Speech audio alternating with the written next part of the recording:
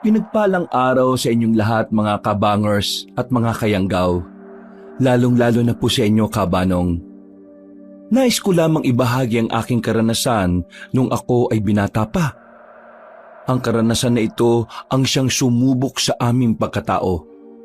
Lalong-lalo na sa aming mga pananaw. Ito rin ang nagpatunay sa akin na ang pagiging sakim ay walang maidudulot na maganda sa buhay ng kahit na sino. Dahil sa karanasan na ito, mas lalo kong naintindihan na ang lahat ng desisyon na ginagawa natin sa mundo ay may kapalit. Maaring maganda ang dulot nito sa atin at mas masama pa ay maaari din nating ikamatay. Ako po si Rico, ang sender na maghahatid ng kwento ngayong araw. At ito ang aking kwento. Bago po natin simulan ng kwentong handog ngayong gabi, kung maaari lang ay pindutin niyo muna ang subscribe button bilang suporta na rin sa ating channel. Bawat suporta na inyong ibibigay ay malaking tulong para may pagpatuloy ang paghahatid namin ng kwento. Maraming salamat po mga kabangers. Rico, naipasok mo na ba yung mga sinampay natin? Kanina patay. Kanina patay? Sinong patay? Ang sabi ko, kanina ko pa po naipasok ang mga sinampay, Itay. Mabuti naman kung ganon. Ikaw, Tay, ayos ka lang ba? Ayo naman. Bakit mo naman naitanong bigla? Kasi, naghihimay ka bigla ng malunggay eh. Buwang ka pala eh. Ito yung uulamin natin ngayon. Hahaluan ko lang ng kaunting manok. Masarap ang sabaw habang maulan eh. Narinig kita kanina, Tay, kausap mo si Mang Pedring? Hayaan mo na. Gano'n naman talaga ugali ng siyang yun eh. Huwag kayo maglala, Tay. Kapag nakahanap na ako ng trabaho, hindi ka na uutang sa siraulong yun. Ayos lang naman ako, Rico. Masaya na ako kasi sinasamahan mo ako sa pagtitinda ng asin natin. Ang kaso ngayon, medyo maulan ng mga nagdaang araw kaya ayan, ang hirap magbenta. Paano kung patusin ko na kaya yung inaalok sa akin na trabaho ni Ate Belen? Ay nako, tumigil ka. Hindi totoong magiging waterboy ka ron. Kapag nasa bayan ka na, mamanyakin ka lang ng babaeng yon. Alam mo naman na may gusto sa'yo yung dati pa, di ba? Hinihintay ka nga lang yata nun na nasa legal age ang edad mo eh. Sayang din naman eh. Maganda din naman si Ate Belen kahit na nanay na siya. Tumigil ka ha. Malanding babae yon. May asawang OFW yun sa Qatar. Papayag ka na lalandin ka ng isang yon? Magtinda ka na lang na asin kaysa maging kabit. Ang mabuti pa, kunin mo yung payong. Lumabas ka at mangutang ka muna ng cubes dun kila Piting. Hindi pala ako nakabili kanina eh. Pakamot-kamot na lang akong naglakad palabas sa bahay kabanong. Kinuha ko ang payong namin na gutay-gutay na. Sa hirap ng buhay, pati payong hindi na namin mapalitan. Nagtitiis na lang kami sa sira-sira. Kahit na nakapayong ako, ay nababasa pa rin ako. Pero wala akong magagawa kundi ang tiisin ng ganong sistema. O pre, anong sayo? Pwede bang makautang muna ng cubes? Panghalo lang sa malunggay namin. Wala na kasing pera, pre. Walang problema. Gusto mo, 2 pa para mas malasa. Baliw. Wag na, ayos na isa. Oh, ayan. Okay na yan? Oo, okay na to. Salamat ah. Pre, kumusta AirPods mo? Okay naman siya. Bakit? Binatukan ni Mang Pedring yun eh. Kung tarantado lang ako, sinulsulan kong AirPods mo para labanan siya. Ano? Binatukan? Hindi ko yata nakita yun ah. Oo pre, naawa nga ako sa AirPods mo eh. Kasi kahit ginawa na yun sa kanya, nakangiti pa rin siya kay Mang Pedring. Ba't tarantado yun ah? Oo, baka naman gumawa ka pa ng gulo ha. Hindi. Pero sa susunod kapag nakita kong ginawa niya yun sa tatay ko, papangahan ko siya gamit ng talampakan ko. Ha? Paano yun? Sige na pre. Balik na ako, baka hinihintay na ako ni tatay eh. Ay pre, bukas kapag wala kang ginagawa, sama ka sa amin ha. Laro tayo basketball. Tumango na lang ako, kahit na alam ko naman sa sarili kong hindi ako makakasama sa kanila. Sa halip kasi na maglibang-libang ako, nilalaan ko na lang ang libreng oras ko sa paghahanap ng pera. Lalo na sa mga panahon na mahina ang tinda namin ng asin. Sabay kaming kumain ni tatay. Pinagtiyagaan na lang namin ng tig-isang maliit na pakpak na manok. Mas marami pa ang sabaw kaysa sa laman. Ganun palagi ang ginagawa namin para kahit papaano, marami pa rin kaming makain. Pagkatapos pumunta na lang ako sa maliit naming kusina. Naroon ang asin na ilalako sana namin kinabukasan. Pinagpahinga ko na si tatay. Ako na ang tumapos ng pagsasalok sa mga plastik. Dakong 12:00 na ako natapos, natulog na rin ako.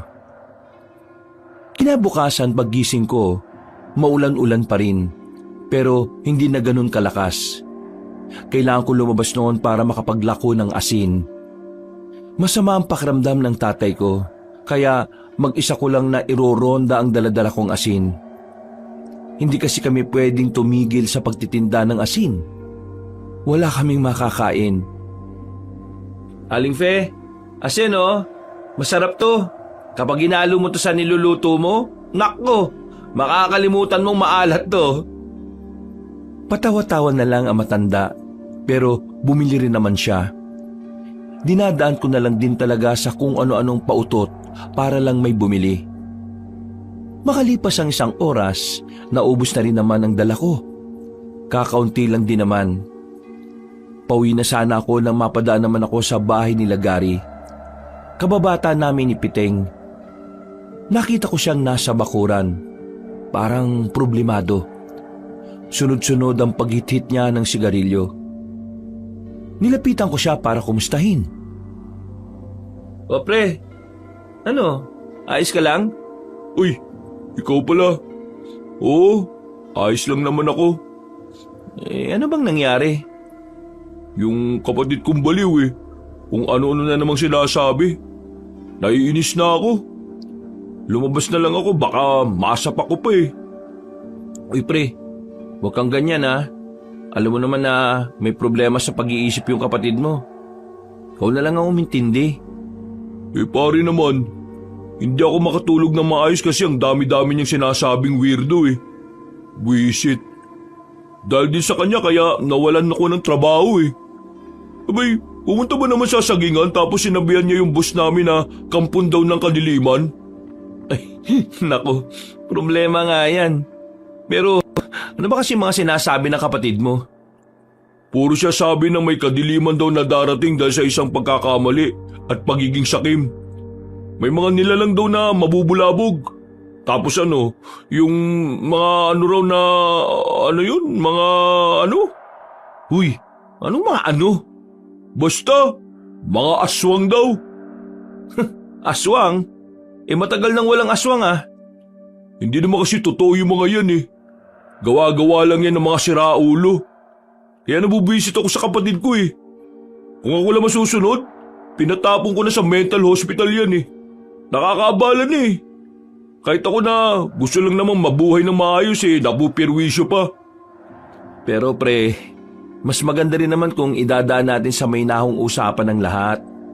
Palagi mong tatandaan na hindi mo kailangan manakit para maayos ang isang bagay. Oo, sige. Maraming salamat. O paano? Una na ako. Relax ka lang ha.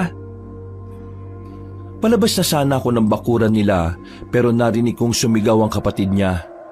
Sinasabi nitong ang kadiliman daw ay malapit lang sa liwanag. Nagkatinginan na lang kami ni Gary. Napapailing na lang siya ng may pagkadismaya. Makalipas ang ilang araw, naging maganda na rin ang panahon. Balik paglalako na kami ng tatay ko dahil bumuti na rin naman ang pakiramdam niya. Kahit na malayo na kami, hindi pa rin kami nakakaramdam ng pagod. Sanay na kami ni tatay sa lakaran. Nabalita mo na ba yung nangyari sa San Fernando? Ho? Bakit? Anong meron? Nagkagulo. May kumakalat kasing balita na may naitatagong kayamanan sa kagubatan na malapit sa kanila. Kaya lahat ng tao ron, nagsikilos, naghanap. Pero wala naman silang nakita. Kayamanan? Yan ba yung sinasabing kayamanan na iniwan at tinago ng mga Hapones dito sa Pilipinas? Oo, yun na nga. Pero wala naman kasing kasiguraduhan kung saan dito sa Pilipinas iniwan yun eh. Pero tingnan mo yung mga taga San Fernando. Desperado silang lahat kahit walang kasiguraduhan. Grabe, no? Ganon ang epekto sa kanila ng kahirapan. Bakit tayo, Tay? Hindi naman tayo ganon.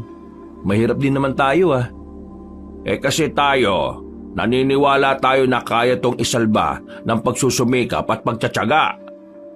Pero Tay, hindi ka ba napapagod sa buhay natin?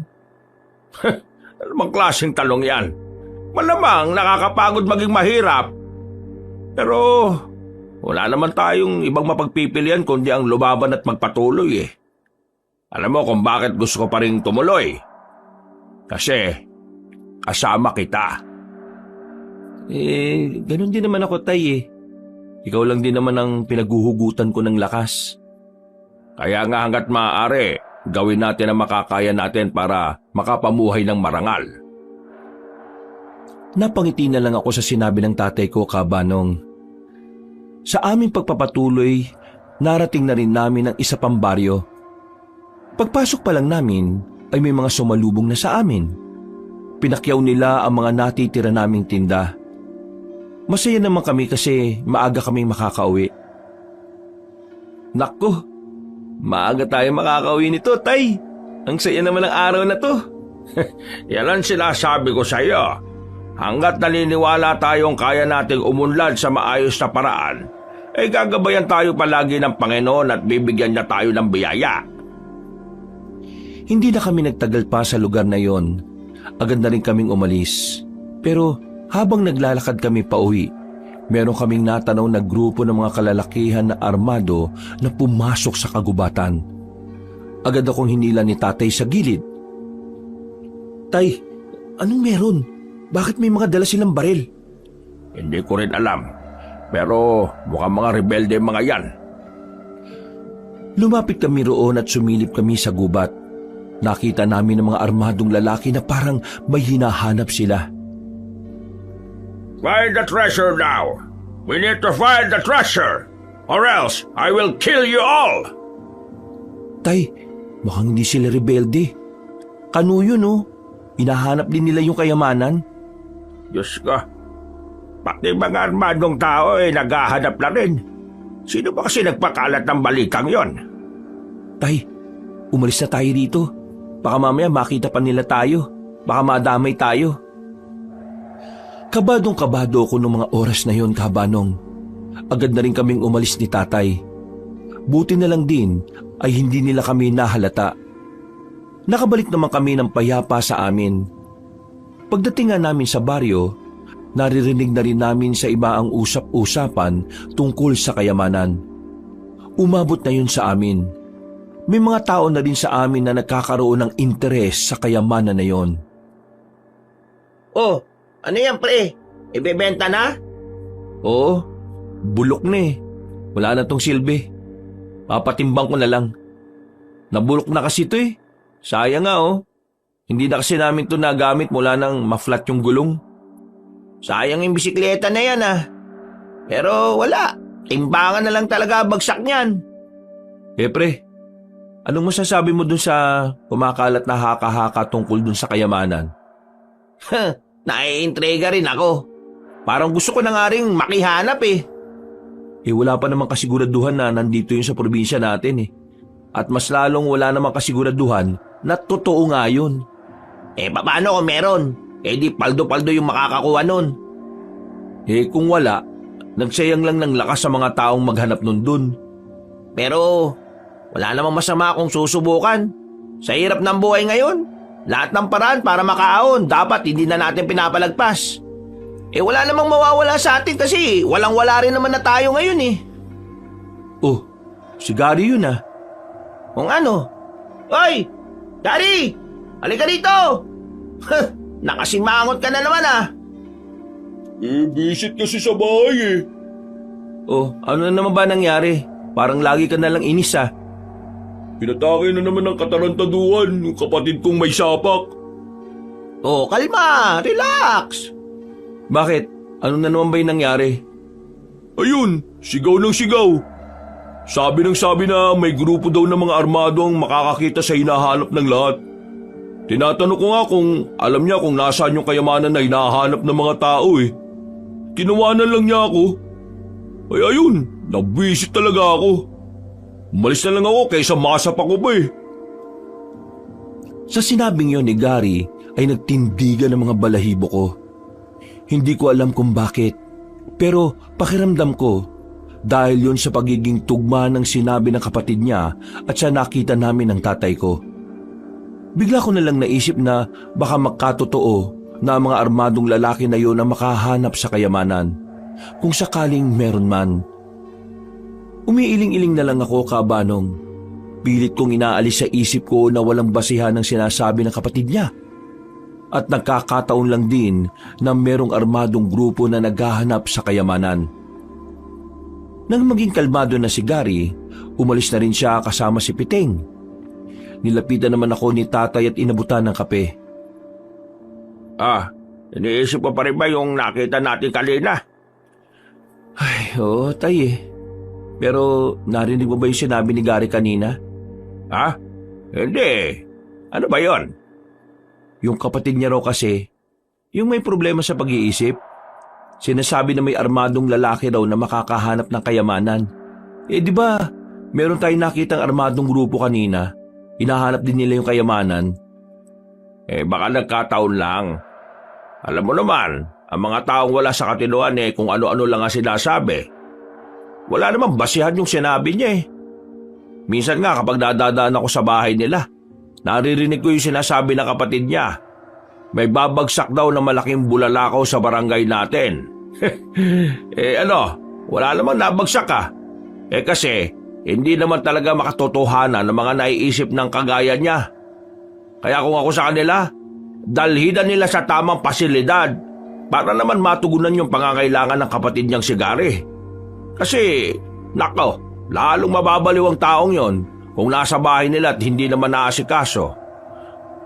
Nakakaawa lang. Napabuntong hininga na lang si Papa. Napaisip din ako sa sinabi niya. Pinagpalagay ko na lang na baka nga nakakataon lang ang lahat. Sa mga sumunod pang araw, patuloy na namayagpag ang usapin tungkol sa iniwang kayamanan ng mga Hapon. Dumami na rin ang nakaroon ng interes, pero wala namang kahit na isa sa kanila ang nakakita sa hinahanap na yaman. Tubal ng benta ngayon, anak? Ay, nako, pahinga na kaya muna tayo rito. Oo, kaya nga tay eh. Nakakadalawang plastic pa lang tayo. Dahil pang laman itong bayong ko eh oh. Ako nga, natatay ako eh. Teka, saan ba pwedeng tumae rito? Naku, bawal dito sa labas tay. Doon oh, pasok tayo sa gubat. Doon ka maganap. Bilisan natin. Masakit na yung tiyan ko. Baka mamaya abutin pa ako dito sa salawal ko. Naku, nakakahiya. Agad kaming naglakad papasok ng gubat. Sakto na merong kaming natanaw na ilog. Umupo na si tatay sa likuran ng puno. Ako naman kumuha ng tubig na ipanghuhugas niya. Nang sumalok na ako ng tubig gamit ang sirang galon na nakita ko sa gilid, natanaw ko sa kabilang parte ng ilog ang mga armadong lalaki. Nagmamadali sila at base sa kilos nila, parang ang saya-saya nila. Dahil sa kuryosidad, bigla ko na lang naisipan na sundan sila. Binitiwan ko na muna ang hawak kong galon. Pansamantala, nawala na sa isipan ko na naghihintay pala ng panghugas ang tatay ko. Anong ginagawa nila? Bakit parang masaya sila? Sila yung nakaraan ah. Nahanap na kaya nila yung kayamanan? Kahit na alam kong delikado, sinundan ko pa rin sila, Kabanong. Hanggang sa nakita ko na lang silang nakatigil sa harap ng isang kuweba. Ako naman ay nagtago lang sa ilalim ng punong mangga. Check this cave! Check the area! I know! This is the right location! Move! Move! Move! Mukhang nahanap na nga nila. Pero saan dito? Teka, hihintayin ko pa bang makita nila? Wag na siguro. Kailangan ko na lang makabalik. Tatayo na sana ako pero meron akong natapakan na lata. Nakalika ako ng tunog. Napatingin tuloy ang mga armadong lalaki sa kinaroroonan ko. Otomatikong dumaloy ang kaba sa sistema ko. At ang tanging nasa isip ko noon ay agad na umalis at iligtas ang sarili. What are you waiting for? Follow him! Buti na lang ay hindi nila ako binabaril nung mga sandaling yon, kaya binilisan ko na lang ang pagtakbo. Nang mabalikan ko si tatay ay hindi pa rin siya nakakapaghugas. Wala ring malapad na dahon na pwede niyang magamit. Nasaan yung tubig? Kanina pa ako dito naghihintay sa'yo Isuot mo muna yung short mo, tay. Hinahabol ako eh. Wala pa akong hugas, buwang ka ba talaga? Mangangamoy ako nito. Nandiyan na sila eh. Tara na. Sino bang... Hindi ko na hinintay pang makapagsuot siya ng short. Dali-dali na kaming tumakbo palabas ng kagubatan na yon. Nang medyo makalayo na kami at makapagtago sa mga halamanan, nakita naming nilagpasan na rin nila kami. Nakahinga na rin ako ng maluwag, pero napatakip ako ng ilong nang maamoy ko si tatay. Ang tao, Toy! Sira ulo ka pala eh. Paano hindi ako magiging mabaho eh? Hindi naman ako nakapaghugas ng puwet. Teka, ano ba kasi nangyari? Bakit ka sinusundan ng mga yon? Nakita ko kasi silang pumasok sa kabilang parte ng gubat. Sinundan ko. Nalaman ko na parang nahanap na nila yung eksaktong lugar na kinalalagyan ng kayamanan. Yun ang narinig ko. Sigurado ka ba sa sinasabi mo? Ewan ko. Yun ang sabi ng matandang kano eh. Pabayaan mo na sila. Ikaw para ka siraulo eh. Mapapahama ka pa sa ginagawa mo. Tingnan mo ako. Hindi ako nakapaghugas ng puwet. Paano ako uuwi nito ngayon? Hindi dito na lang kayo. Hahanapan na lang kita ng malapad na dahon. Baka naman kung saan ka pa magpunta niyan ha. Sasapukin ko na talaga yung mukha mo. Hindi na tay. Basta dito ka lang. Ang baho mo ni eh. Nakahanap naman ako ng malapad na dahon para kay tatay. Pagkatapos niyang mapunasan ng puwet niya, ay nagmamadali na rin kami makalis doon. Nakauwi naman kami ng maayos. Natulala na lang ako sa gilid dahil sa mga nangyari. Hindi pa rin mabura sa utak ko kung papaanong hinabol ako ng armadong lalaki. Habang nagmumuni-muni sa harapan ng bahay namin, nilapitan ako ni tatay at inabutan ng mainit na tableya. Ramdam ko na nag-aalala rin siya sa akin. Hindi na kasi ako makausap na maayos mula nang makauwi kami. Iniisip mo pa rin ba yung kanina? Oo, tay eh. Natakot ako. Akala ko kanina katapusan ko na. Siguro sa susunod, hindi talaga dapat nagpapatalo sa kuryosidad eh, no? May mga pagkakataon talaga na nilalamon tayo ng kuryosidad. Pero minsan, yan din talagang magpapahamak sa atin. Kaya dapat, kaya rin nating labanan yon. Basta, isipin mo na lang para hindi mangyari to ulit. Isipin mo na lang na dapat, hindi ka maging tsismoso. Kasi, hindi naman gawain ng lalaki yun eh. Siguro dapat, ganun na lang ang gawin ko. Isang malalim na paghinga na lang ang nagawa ko. Pero sa isip-isip ko, parang nagkaroon ako ng interes sa kayamanan na hinahanap nila. Dahil kung sakaling totoo ngang naroon ng kayamanan, siguradong paldo-paldo sila. Sumapit ang gabi, hindi na ako nakatiis. Nakipagkita ko kay Piteng at Gary. Hindi ko na kaya pang itago ang nalalaman ko. Total, kaibigan ko naman sila. Naikwento ko sa kanila kung anuman ang natuklasan ko. Sinasabi mo na yung mga armadong lalaki, nahanap nila yung Yamashita treasure? Yung ba ang tawag doon? Basta, narinig ko na doon daw yung kayamanan. Pero Hindi ko sigurado kung saan banda doon ha. Malakas ang kutob ko. Sa loob yan ng kuweba. Ang tanga-tanga naman ng mga Hapon kung iiwan nila yung kayamanan sa labas ng kuweba, hindi ba? May puto si Gary. Siguradong nasa loob nga yun. Ano naman kung nasa loob? Huwag niyong sabihin na pupunta kayo ron. Rico, ito na pagkakataon natin para umahon sa buhay. Hindi pa ba natin to papatulan?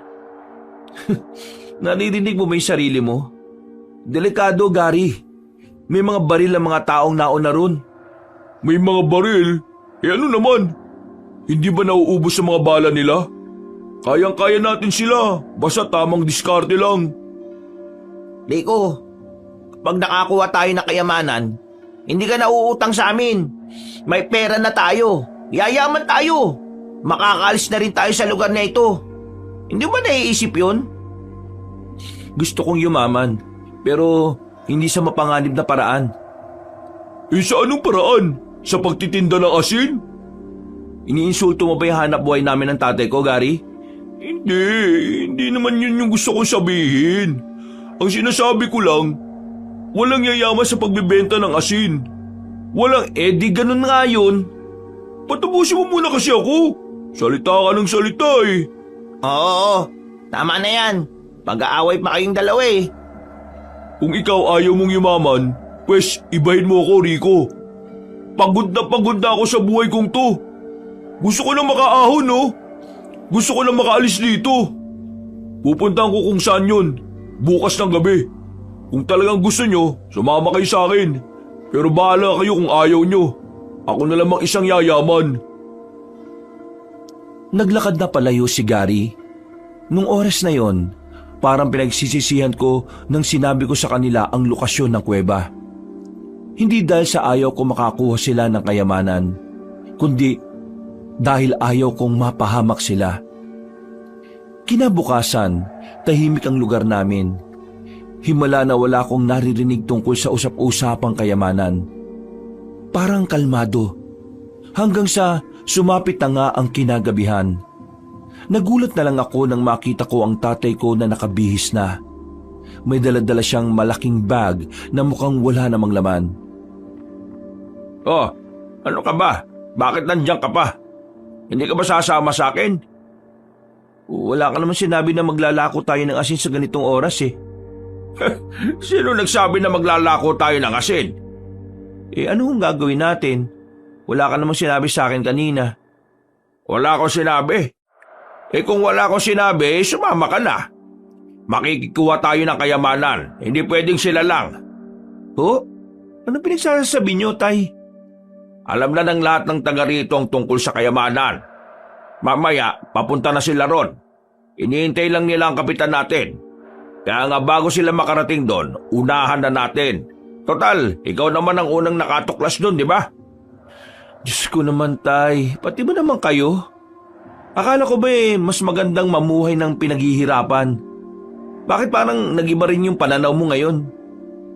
Nagbabago ang pananaw ng tao depende sa pangangailangan, anak. Kaya nga gusto ko, umahon na tayo. Sawang-sawa na ako sa buhay na ganito.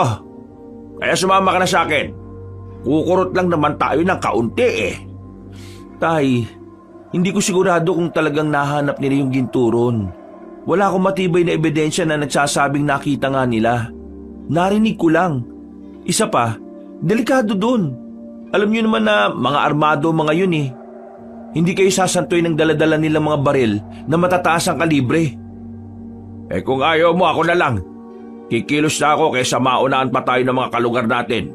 Mauubusan pa tayo eh. Sandali nga. O ano, nagmamadali ako eh. Oo na, kasama na po ako. Kakainis naman oh. Hindi ka rin pala makakatiis eh. Sasamahan ko kayo kasi nag-aalala ako sa inyo. Ayaw kitang mag-isang maglakad. Rico, hindi naman natin to gagawin dahil sakim tayo. Gagawin natin to para makahinga naman ng kaunti sa buhay. Hindi naman natin uubusin eh. Kukuha lang tayo ng sapat sa atin. Huminga ako ng malalim. Kahit natutol ako sa sinasabi niya, wala akong magagawa kundi ang samahan siya. Hindi ko rin naman pwedeng hayaan na lang na lumakad siya ng walang kasama. Lalo pat ang mga pwede niyang madatnan doon ay mga taong maaaring makapatay sa kanya. Habang abala pa ang mga tao sa pagpupulong nila, sinamantala na namin ni tatay ang pagkakataon. Palihim kaming umalis. Mabilis kaming nakarating dahil halos takbuhin na namin ang daan. Nagtago na muna kami sa gilid. Nakikiramdam kami sa paligid. Nakakapagtaka na wala kaming makitang mga nagbabantay roon. Mukhang walang tao ah.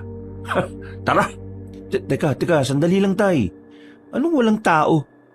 Tingin mo talaga walang magbabantay dyan? Baka nasa loob lang sila.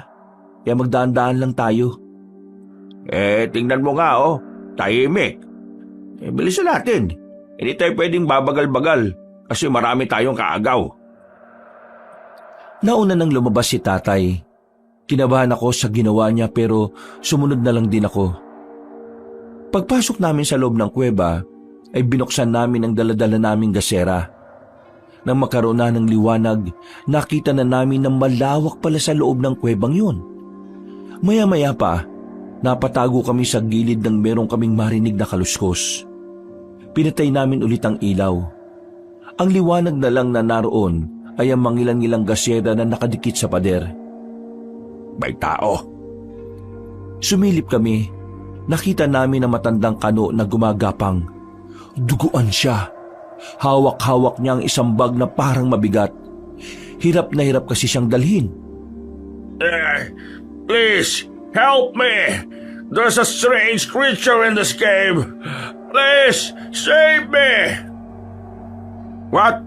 What you say? A monster! He killed my man! Please, save me! Ha!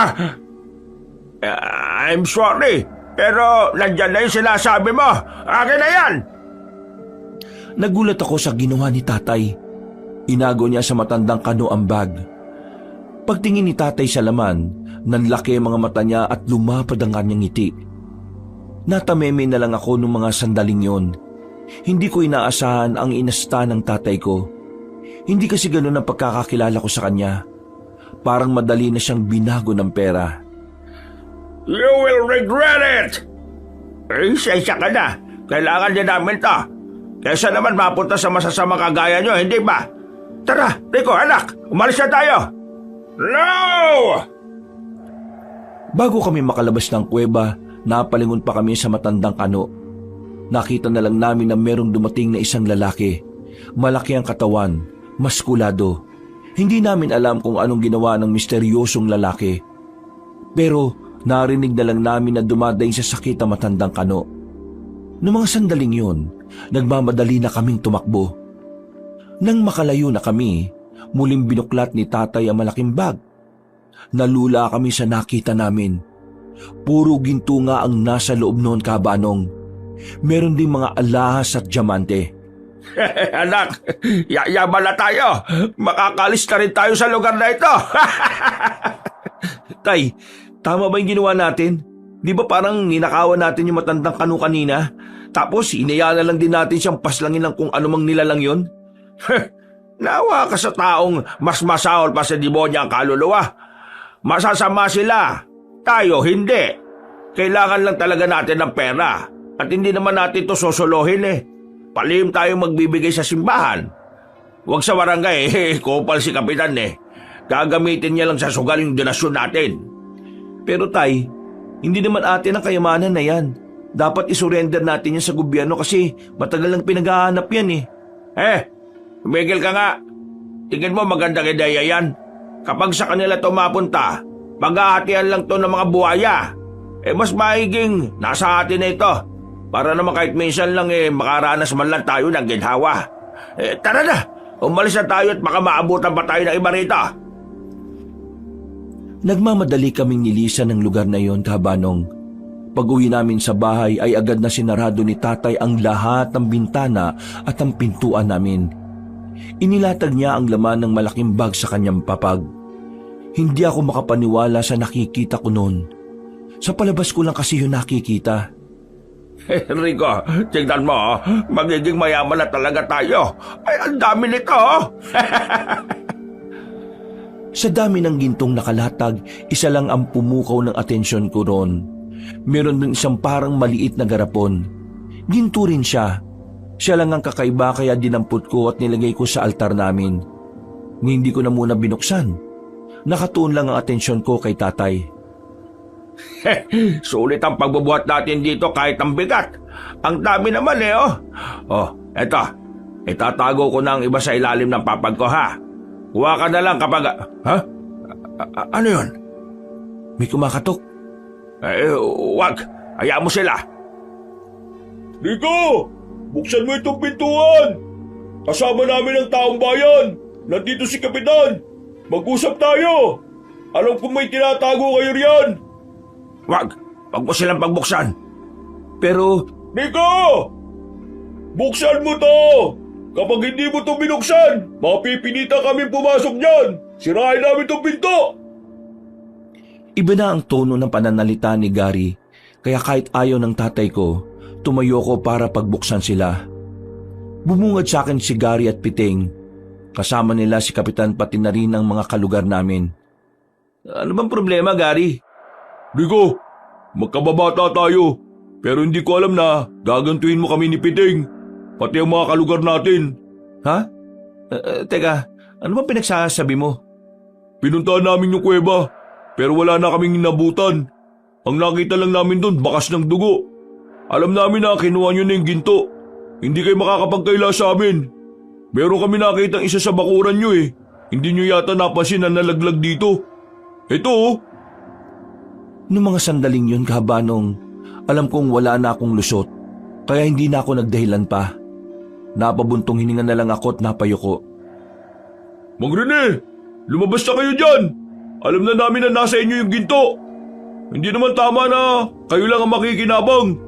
Kailangan natin paghati-hatian ng mga yan. Hindi naman namin to susuluhin eh. Ibabahagi namin talaga namin ito sa ating lahat. Kaya lang naman kami nagtatago dahil doon sa nakita naming nilalang. Hindi ba, Rika? Anong nilalang? Yung nakita niyong dugo yun na matandang kanon na armado. Sabi niya sa amin, mayroong mabangis na nilalang ang lumaga sa kanyang mga kasama. Yung ginto na nakuha namin, nakuha lang din namin sa kanya. Tumakas na kami nung nakita namin ang mabangis na nilalang na yun. Kung ano man ang nilalang na sinasabi nyo, wala na tayong pakialam doon oh. Ang malaga, pantay-pantay na magkaroon ng mga kalugar natin. Rico, palalagpasin namin tong ginawa nyo. Pero hindi ko nagustuhan yung tinangkan yung hindi pa alam sa mga tao yung tungkol dito. Wala na kaming nagawa pa ng tatay ko noon. Kinuha nila mga ginto at inilatag sa lamesa sa bakuran namin. Pinapila ang mga tao at isa-isang nabigyan. Makalipas lang ang ilang minuto ay natapos na rin ang pamimigay.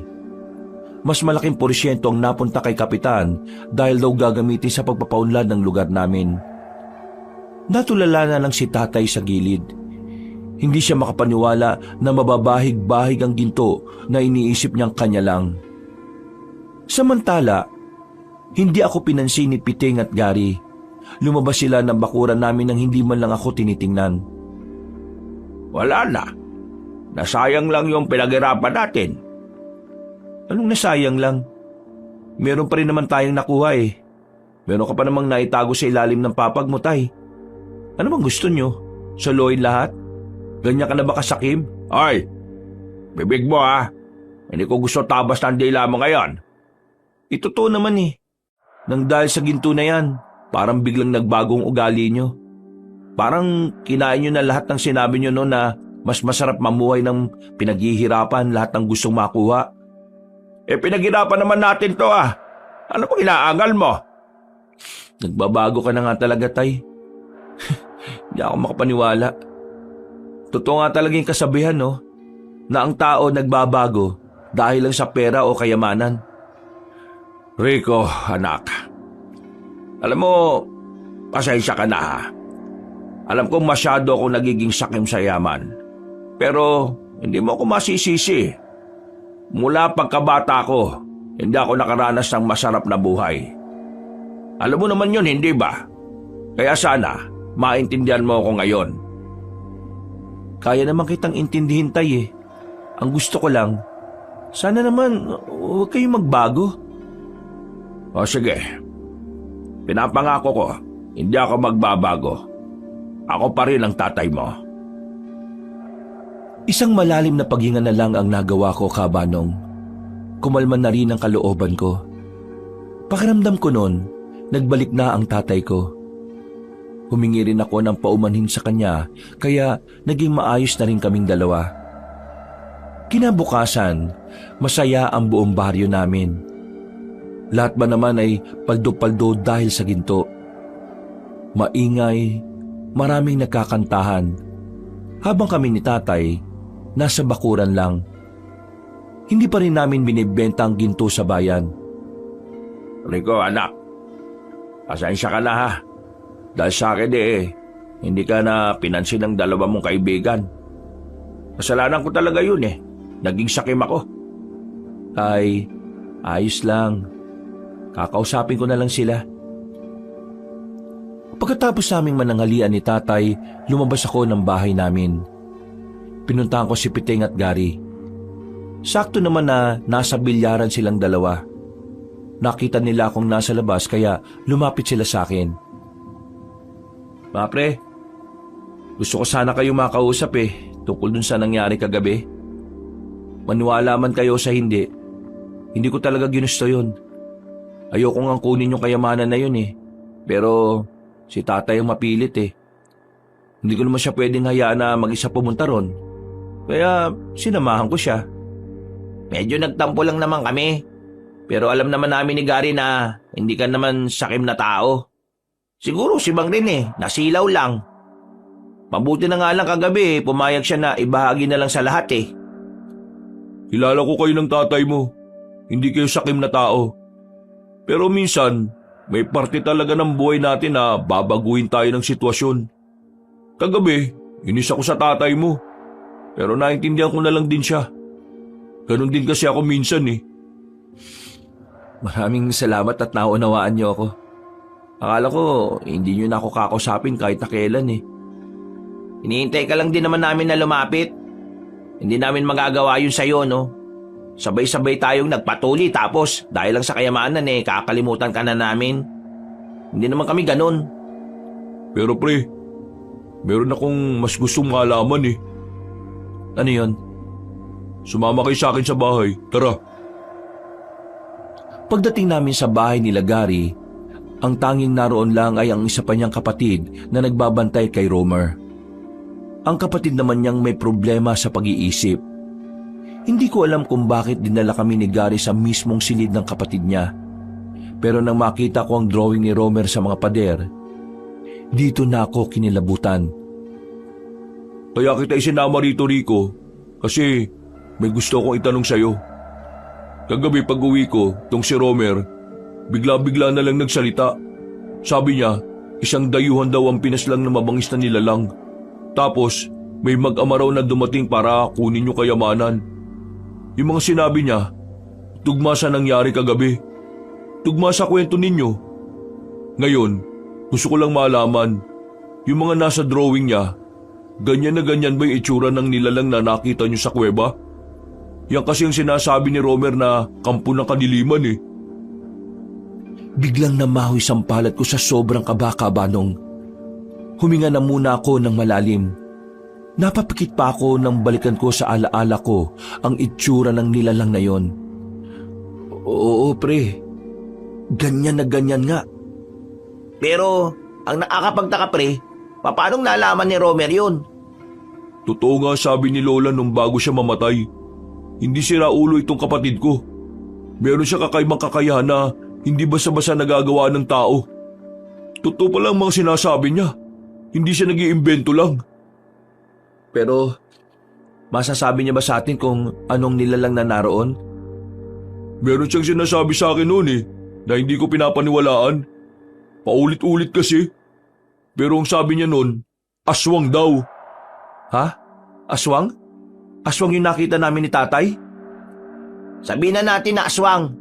Pero anong ginagawa niya sa kuweba kung saan naroon yung ginto? Hindi naman talaga ito yung ginto na iniwan ng mga Hapon? Sinasabi mo bang yung gintong pinaghati-hatian natin pagmamayari ng aswang na yon? Hindi ko alam. Pero mga pre, masama ang kutob ko. Paano kung balikan tayo ng aswang na yon? Huwag ka matakot. Marami tayo, no? Nag-iisa lang yun. Kung sakali mang dumayong aswang na yun sa lugar natin, wala rin namang magagawa yun. Sabihin na kaya natin sa mga kalugar natin para alam din nila na Wag. Magdudulot lang tayo ng taranta sa mga narito. Pabayaan na lang muna natin sila na ma-enjoy yung buhay nila. At isa pa, kailangan muna natin makasiguro na tama ang hinala natin. hinala na alin? Na aswang nga may-ari ng mga ginto? Oo. Nagkakatinginan kaming tatlo. Baka sa mukha namin ang pag-aalala at pangamba.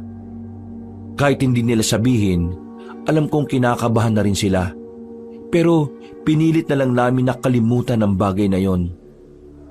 Sa mga sumunod na araw, naging maayos naman ang buhay naming lahat. Walang kahit na anong nangyayaring masama. Sa katunayan, kaming dalawa ni tatay ay nakapagpatayo na rin ng tindahan sa bayan. Meron kami mga kinausap na tao para magbantay doon. Kumuha rin kami ng lupa na pwedeng gawing sakahan. O yan anak, nagsisimula nang magbago ang buhay natin. Huwag ka mag-alala, hindi naman ako magbabago. Tay, paulit-ulit ka naman. Alam ko naman na hindi ka naman talaga magbabago. At masaya ako doon. Buti nga nakinig ako sa iyo. Kung hindi siguro ako nakinig isa na rin akong ganid at sakim. Wala na siguro akong pinakaiba sa mga buhaya sa gobyerno ano. Uy, naan nyo lang yung boses nyo, tay. Baka mamaya may makarinig sa atin. Pareho na lang kaming natawa sa pinag-uusapan namin habang nakatanaw sa lupa na nabili namin. Napapangiti habang nakatingin sa papalubog na araw. Tara na. Kailangan na natin makabalik sa atin. Mula sa sakahan, kailangan pa namin maglakad ng halos 5 minuto kung saan nakaparada ang motorsiklo na iniwan namin. Hindi na kasi yun kayang ipasok pa sa mismong tapat ng bukid. Habang naglalakad kami, nakatingin na kami ng tatay ko nang may marinig kaming kaluskos sa paligid. Tinapik agad ako ng tatay ko sa balikat at saka tumawa. Nakakainom mo ng kape yan anak Kaunting kaluskos, kabado ka na kaagad. Kalma. Baka mga bayawak lang yan. Tara na. Para makauwi na tayo. Hindi na ako tumugon. Binilisan na lang namin ang paglalakad hanggang sa makarating na kami sa pinagparadahan ng motorsiklo namin. Nang makabalik na kami sa baryo, sinalubong ako ni Piteng. Pinauna ko na si tatay habang ako ay kinausap pa ako ng kaibigan ko. Bakit? May problema ba? Bakit ganyan ang itsura ng pagmumukha mo? Pre, naalala mo yung sinabi ni Romer nung nakaraan? Yung nandun tayo? Nitong nakaraan lang. Oo naman. Bakit? Di ba ang sabi niya, meron daw mamamatay. At yung mamamatay daw na yon, isa sa mga nakakuha ng ginto galing doon sa kuweba. Pre, may namatay na kanina. Si Mang Tobong. Natagpo ang walang buhay sa ilog. Lasog-lasog yung katawan niya, pre. Tingin ko, nangyayari na yung kinakatakutan natin. Parang binabalikan na tayo ng nilalang na nandun sa kuweba. Teka. Kalma lang Baka naman may ibang gumawa nun kay Mang Tobong. Huwag tayo basta-basta mag-isip ng kung ano-ano kung wala pang nangyayaring investigasyon. Si Gary, nasaan? Andun, sa kanila. Binabantayan yung ano pa yung sasabihin ng kapatid niya. O sige, mauna ka na dun. Uwi muna ako sa amin. Magpapaalam lang ako kay tatay. Nagmamadaling umalis si Piteng. Ako naman ay aminadong kinabahan din sa nalaman ko. Pag-uwi ko naman sa bahay, napadako ang tingin ko sa altar. Saka ko lang naalala na meron pala akong inilagay na parang garpo na ginto doon. Sa pag-iisip na baka may kumuha noon na ibang tao, kinuha ko yon at inilagay sa ilalim ng papag ko. Tay, Pupunta lang ako kina Gary May pag-uusapan lang kami. Ay siya, sige. Pero huwag ka naman masyado magtagal doon ha. Kasi mamaya maghahapunan na tayo. Pagdating ko kina Gary, inabutan ko sila sa bakuran nila. Naghahasa ng itak si Gary. O pre, para saan yan? Nasabi ko na kay Biting, susubukan kong puntahan yung nasa kuweba. Ha?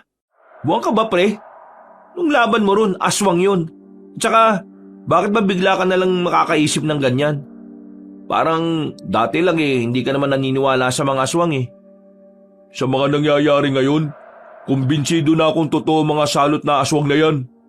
Kaya hindi na ako magsasayang ng oras. Kaysa unahan niya kami, uunahan ko na siya. Alam mo ba kung anong bagong pangitain ni Romer? Bago? Bakit? Merong bago? Ano? May mamamatay ulit. Pero sinabi niya na malapit lang dito sa atin. Pero pre, delikado. Kung nakita mo lang yung aswang na yun, talagang kikilabutan ka. Wala akong pakialam. Kailangan mamatay siya bago pa siya makaperwisyo. Kung magsabi kaya tayo kay Kapitan para makahingi tayo ng backup. Kupal si Kapitan Wala siyang pakialam. May mga nagpaabot na rin ng balita sa kanya tungkol sa nangyari kay Mang Tobong. Pero hindi siya naniniwalang aswang ang gumawa nun Wala akong aasahan sa siraulong yun. Dapat pala hindi na natin hinatian ng ginto yung kapitan natin Dami-dami pa napunta sa kanya. Wala rin naman palang kwenta. Ano, nasama ba kayo? Kung hindi naman ayos lang din naman sa akin. Hindi naman ako namimilit Rico, sasama ako. Di pwedeng hayaan na lang kita na lumakad na mag-isa doon. O sige, sasama na rin ako. Kung napipilitan ka lang, wag na Kaya na namin. Hindi, nasama talaga ako. Gusto ko rin makita ulit yung nilalang na yun Kung ganun, tara. Handang-handa na tong mga gamit ko. Meron pa ako rito. 45. Sabugang ulo ng aswang na yun. Kalat ang utak nung pag nakita ko yun.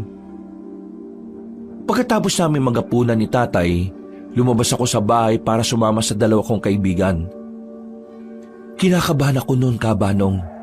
Sa buong buhay ko, yun ang unang pagkakataon na haharap kami sa isang nilalang na hindi namin alam kung kakayanin ba naming paslangin. Tanging tapang lang ang daladala namin at ilang sandata. Wala kaming sapat na kaalaman kung papaano yun matatalo. Buti naman pinayagan ka ni Mang Rene. Anong pinayagan? Hindi ako nagpaalam.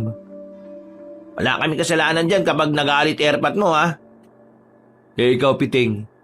Sinong bantay doon sa tindahan nyo? Bakit to sumama? Sinarado ko na yung tindahan. May ginto na ako Ilang minuto pa ang nakalipas, natanaw na rin namin ang kuweba. Pinatay na rin namin ang daladala naming lampara. Pinakiramdaman na muna namin ang paligid. Nasa 5 minuto muna kaming nagmasid at nanatili sa kinalalagyan namin. Nang masiguro namin kami lang ang naroon, marahan kaming lumabas at lumapit sa kuweba. Saka na namin binuksan ulit ang lampara. Habang naglalakad kami papasok sa loob, narinig namin na may mabibigat na yabag ng paa. Kaya naman, agad-agad din kaming tumakbo palabas. Nagtago kami ulit. Hindi nagtagal, nakita na rin namin ang isang lalaki na matangkad. Nakamaong lang na pantalon at walang pang itaas. Maskulado ang katawan niya, mahaba ang buhok nito. Patay ka sa aking aswang ka. Inilabas na ni Gary ang kanyang baril. Hindi na siya nagsayang ng oras. Pinagbababaril niya ang aswang na yon. Pero sa kasamaang palad, hindi naman niya yon tinamaan kahit na isa. Mabilis na nakailag ang lalaking aswang. Sa bilis ng kilos ng aswang ay hindi na namin nalaman kung saan yun nakapagtago. Nawala! Pambira ka naman pre Ang daming putok ni isa walang tumama. Kita niyo naman, di ba? Ang bilis niya. Hindi normal yung bilis niya Maganda kayo. Baka mamaya nandyan lang siya sa paligid. Nakatutok lang ang baril ni Gary sa kung saan-saan. Nakikiramdam kami. Wala kaming makitang aswang sa paligid pero alam naming nasa tabi-tabi lang siya. Nagulat na lang kami nang biglang hablutin ng aswang ang baril. Mabilis kaming nagtago. Kami naman ang pinagbababaril noon. Kalaunan, naubos din ang bala. Matapang namang lumabas si Gary kahit ang hawak lang niya ay mahabang itak. Lumabas ka dyan! Papatayin kita! Hindi ka na makakaperwisyo ng ibang tao sa labas! Huwag mo na ngamunin, pre. Pambira ka naman, oh. Naririnig niyo ba yung pre? Parang galit na galit siya.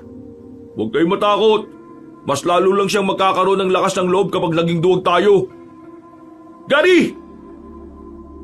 Hindi na namin namalayan na nasa gilid na pala ang lalaking aswang. Madilim kasi sa bandang yun kaya hindi na rin namin nabantayan. Nahila ng aswang si Gary. Sinubukan niyang tagain yon pero wala rin namang nagawa ang itak niya. Pumaibabaw ang aswang sa kanya. Kami naman ay sinubukan ding umatake sa aswang pero masyado siyang malakas. Nasipa lang kami sa gilid kaya agad kaming bumalandra. Pero may kakaibang nangyari. Nakita na lang namin na natataranta ng umalis ang aswang habang may tama na ng palaso sa balikat. Hindi na yung pumasok ng kuweba. Hindi nyo na dapat inamo ng isang aswang lalo na kung wala naman kayong alam kung paano siya papaslangin. Sino kayo? Lumapit siya sa amin. Tinutukan namin siya ng ilaw para makilala ang mukha niya. Matanda na siya, pero malakas pa ang pangangatawan. Marami siyang borlolay sa katawan, kaya ang unang pumasok sa isipan ko, baka isa siyang albularyo. Liit mong aswang ang kinakalaban nyo. Hindi nyo siya kakayanin. Kung hindi ako dumating, siguradong wala na kayong tatlo. Eh di salamat. Sino kayo? Sabihin nyo. Isa akong albularyo. Trabaho kong hanapin ang mga aswang na yan at paslangin. Mga aswang? Marami sila? Oo. At yung aswang kanina, isa lang yon. Baka maraming aswang sa kuweba na yan. Diyos ko naman. Wala. Wala nang aswang sa loob. Nararamdaman ko. Nararamdaman? May kapangyarihan ka ba? Para maniwala kayong wala nang mga aswang sa loob, sumama kayo sa akin, papasok ako. Nauna nang naglakad ang matandang lalaki. Nakatinginan kami saglit, pero sumunod din naman kami sa kanya.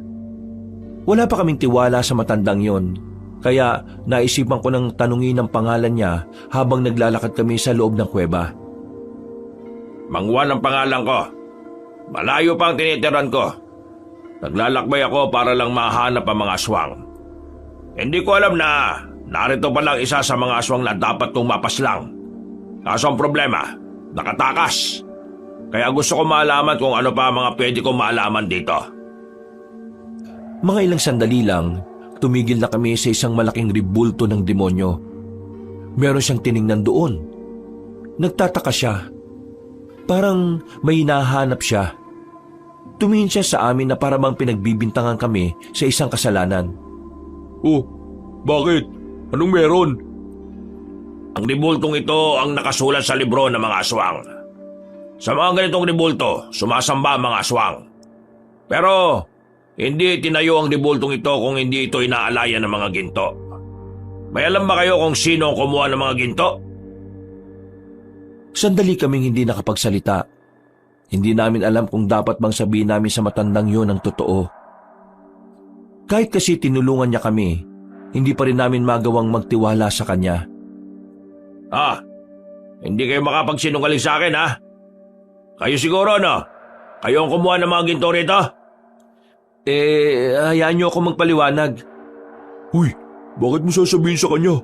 Baka mamaya. May mga armadong lalaki ang kumuha ng ginto dito sa kuweba.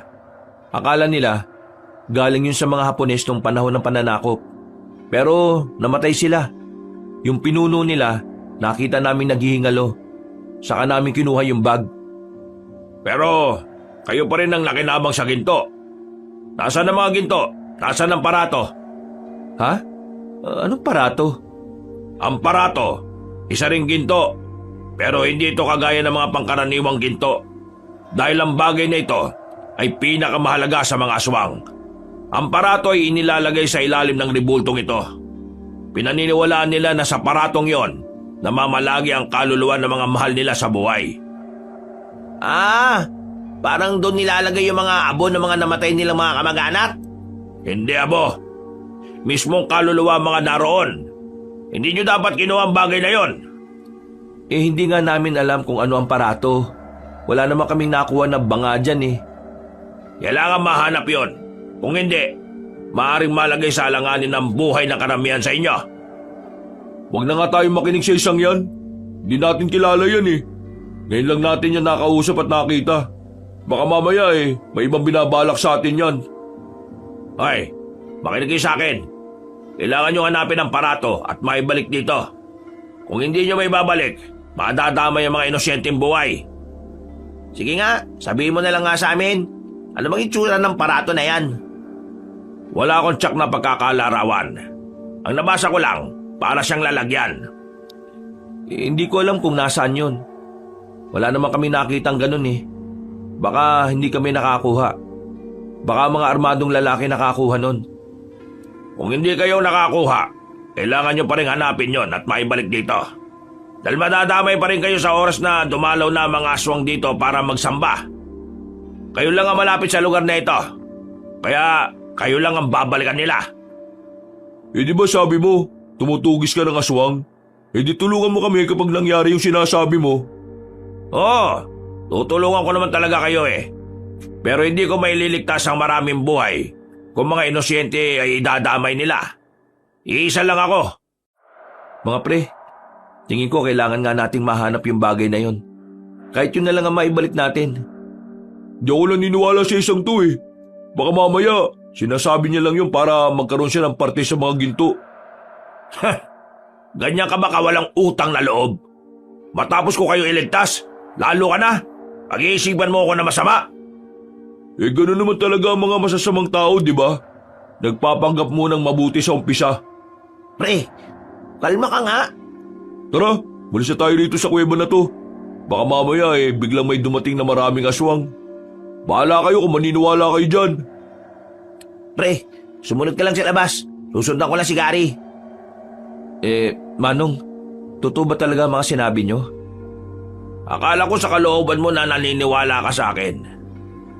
Nababasa ko sa mga mata mo eh. Ikaw, sa inyong tatlo, ikaw ang bukod tanging nakikitaan ko ng mas bukal ang puso. Gawin mo nararapat iyo. Hindi lang para sa inyo ng pamilya mo. Para na rin sa mga nakakarami. Kung sakaling maibalik naman namin yung parato, hindi na ba manggugulo yung mga aswang? Hindi ko alam. Pero kung may babalik nyo yon, may tsansang umalis na lang sila rito at lumipat ng lugar. Pero may tsansa rin na magalit sila dahil ninakaw nyo yung mga ginto nila. Ang malaga rito, maibalik ang parato. Yun ang pinakamalaga sa kanila kaysa sa ginto. Bumuntong hininga na lang ako ng mga sandaling yon. Matapos ang pag-uusap namin, ay sabay na rin kaming lumabas. Naghiwalay na rin kami ng landas. Nagpaalam sa akin ang matandang lalaki at sinabi niyang babalik siya kinabukasan. Ako naman, nagmamadali ako makauwi sa amin. Nakaabang na ang tatay ko sa bakuran namin dahil napatagal ako makabalik. Hoy, pambira naman. Bakit man tagal mo naman? Lumamig na yung pagkain natin, no? Pasensya na tay, napakwento lang ako. Tara na, kain na po tayo. Kapansin-pansin ang pagiging balisa ko nung gabing yon. Tanong ng tanong ang tatay ko kung ayos lang ba ako.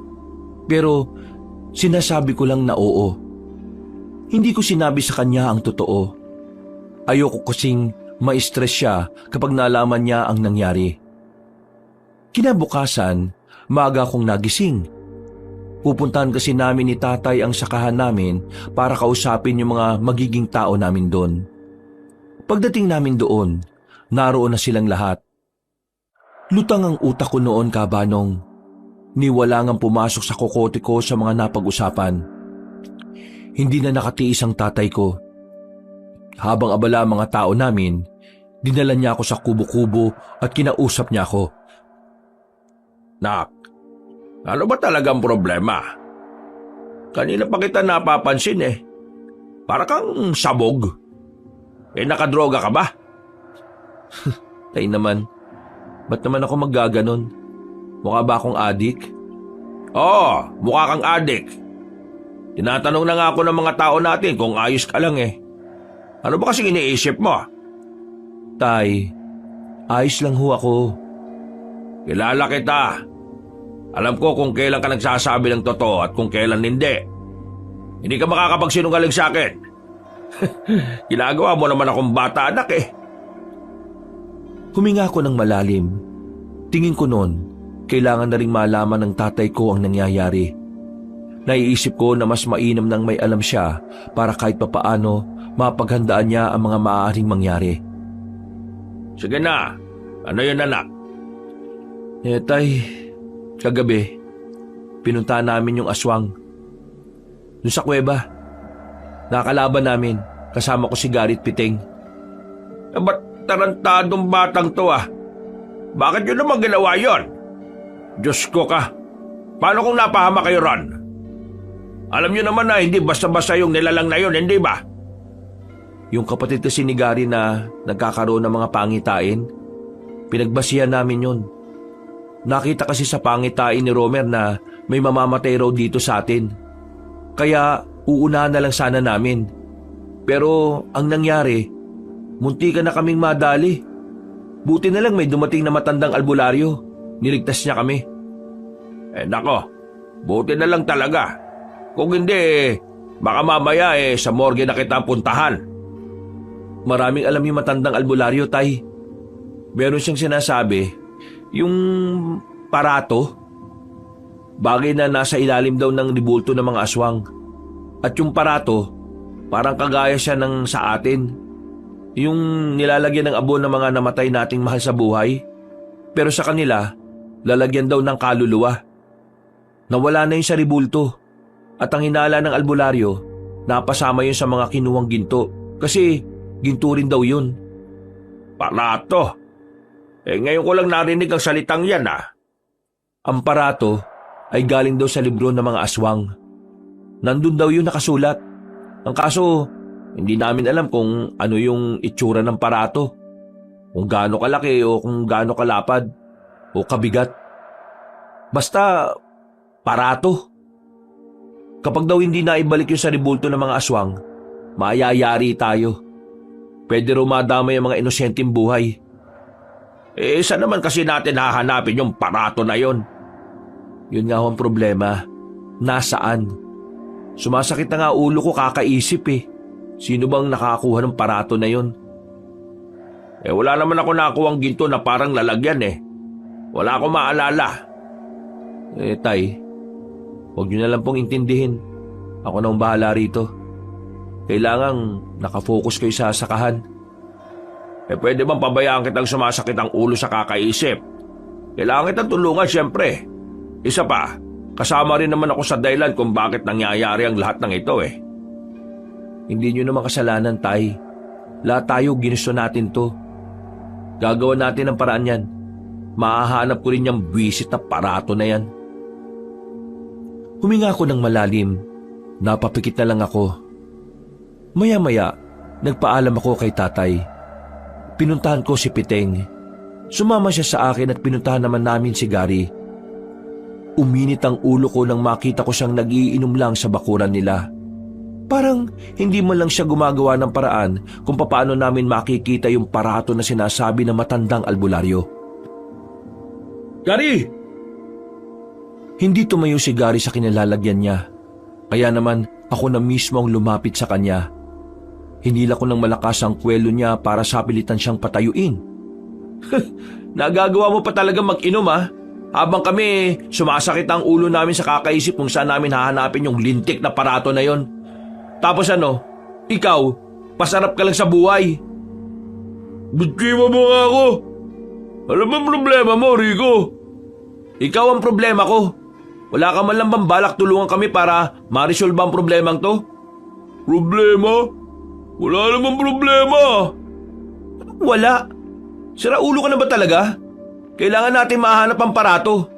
At wala tayong ideya kung saan mahahanap yun. Alam mo kung bakit ka problemado? Kasi nagpapaniwala ka sa matandang yun.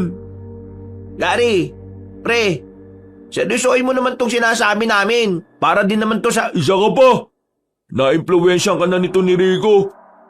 Alam niyo, naniniwala na ako na merong aswang kasi nakita ko eh. Pero hanggang dun na lang yun.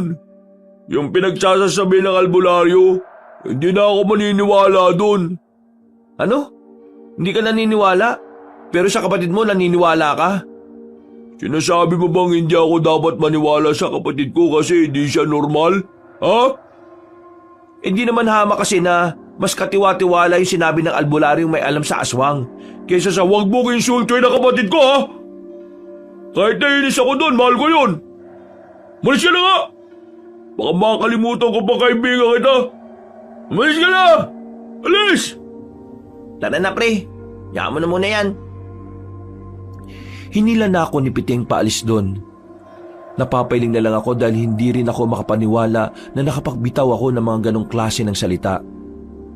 Pre, hindi ko rin gusto yung mga sinabi mo ha. Mali na idamay mo si Romer. Oo, alam ko naman eh. Nadala lang ako ng emosyon ko. Alam kong mali ako pero pre, hindi ko na alam ang gagawin ko. Pakiramdam ko, nakasalalay sa balikat ko ang lahat ng buhay ng mga taong narito. Bumuntong hininga na lang ako. Kumirot na ang sentido ko noon. Kaya umuwi na muna ako sa bahay para magpahinga. Wala pa si tatay. Nasa bayan siya para punta ng isa pa naming negosyo roon. Buti na lang din, sinamahan ako ni Piting. Dakong 8:00 ng gabi, tahimik na ang paligid. Nag-aalala na ako noon kasi wala pa rin ang tatay ko. Pre, paano? Una na ako ha. Sige pre, maraming salamat ha. Medyo kalmado na utak ko. Hindi bale, bukas ng umaga babalikan ko si Gary at hihingi ako ng pasensya sa kanya. Mabuti naman kung ganon. Alam mo naman, matagal na tayo magkakaibigan, kaya dapat hindi tayo nakakasamaan ng loob. Sige pre, maraming salamat ulit ha. Tumungo na lang siya sa akin at nagsimula na rin maglakad palabas ng bakuran namin. Pero hindi pa man siya nakakalabas, napatigil na siya kagad sa bandang bungad. Nung una, hindi ko alam kung bakit. Kaya tumayo na rin ako at nilapitan siya. Sino ba kayo? May isang lalaking nasa tapat ng bahay namin. Hindi siya nagsasalita.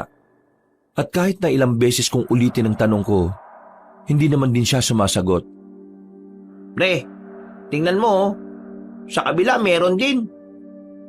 Paglingon ko sa gilid, meron ding lalaki ron. Ganon din sa kaluwang banda. Walang nagsasalita sa kanila. Nakatingin lang sila sa amin ng seryoso. Napapalunok na ako ng laway sa sobrang kaba. Kaya naman, hinila ko na si Piting papasok sa bahay namin. Sinarado namin ang mga bintana at kinandado namin ang pintuan. Pre, ano ba nangyayari? Diyos ko, sino ba yung mga yun? Mga adik yata yun eh. Hindi sila adik pre. Ha? Anong ibig mo sabihin? Hindi sila adik. Mga aswang ang mga yan. Yan na nga ba kinatatakutan ko eh. Binalikan na nila tayo. Inaanap na nila yung lintik na aparato na sinasabi nila. Oo, umalma ka lang. Eto, kunin mo tong isang itak. Huwag mong sabihin na lalabanan natin ang mga yan. Wala naman tayo magagawa, Piting eh. Kung sakali makapasok sila rito sa bahay, di lalabanan natin sila. Hindi pwedeng mamatay na lang tayo ng basta-basta. Nung mga sandaling yun, Kabanong, palakas ng palakas ang angil nila. Naririnig din namin mula sa kabilang bahay na nagsisigawan na sila. Nakita na rin nila ang mga nakapalibot sa bahay namin. Kahit na kinakabahan at nangingilabot, pinipilit naming malakasan ang aming loob. Alam namin na sa oras na mabuksan nila ang pintuan, siguradong mapapahaba kaming dalawa. Pre, anong gagawin natin? Manahimik ka nga muna. Mas lalo ako hindi makapag-isip sa iyo eh. Tulungan mo ako. Iarang natin ang lamesa. Dali! Pinagtulungan namin buhatin ang lamesa at saka inilagay sa pintuan.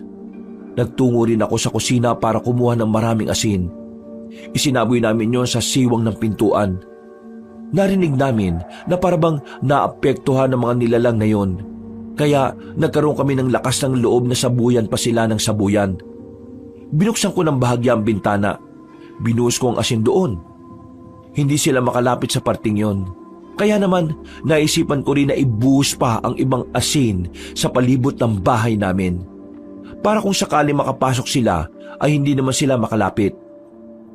Naging epektibo naman ang mga naisip namin. Tumigil ang pag-angil nila.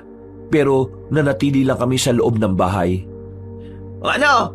Mga duwag pala kayo, mga aswang kayo eh. Uy, wag mo nang asarin. Baka mas lumakas pa sila kapag naasar sila eh. Wisit kasi yung mga yan eh. Kanina pa ako kinakabahan eh. Buong akala namin noon ay umalis na sila, Kabanong. Pero muli na namang dumaloy ang kaba namin nang bigla na namang umangil sila ng umangil. Mas malakas at parang mas gigil na sila sa mga sandaling yon. Pero narinig namin sa labas na parang may dumating. Nabuhayan kami ng loob ng mapagtantong boses ni Mang Juan ang narinig naming nagsasalita. Mabuti naman at lumitaw na rin kayo. Hindi na ako mahirapan pang maghanap sa mga salot. Tumagal ng halos 5 minuto. Tumakas na ang mga aswang. Iniwasan nilang kalabanin si Mang Juan, na parabang alam ng mga nilalang na yon na ikamamatay lang nila kung hindi sila aalis. Buksan niyo ito. Ako ito, si Mang Juan. Nagmamadali naming inalis ang lamesang nakaharang. Nakita namin si Mang Juan na nagpupunas na ng itak niya. Parabang hindi man lang siya kinabahan. Normal lang ang kilos niya.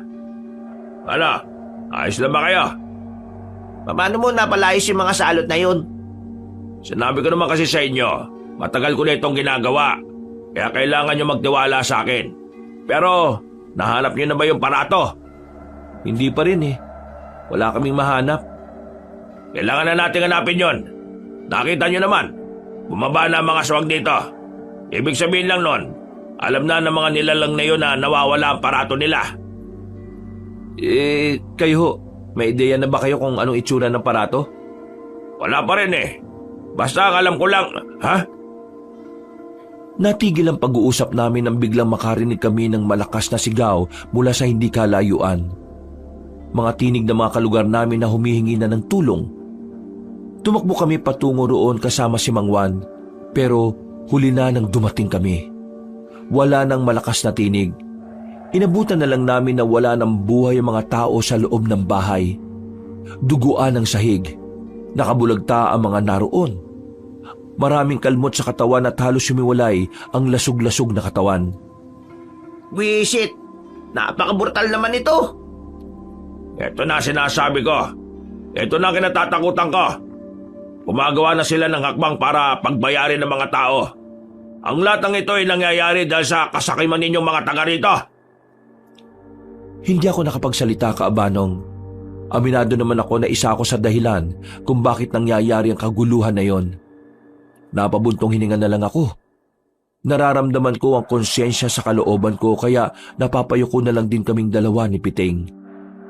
Pero hindi pa naman huli ang lahat.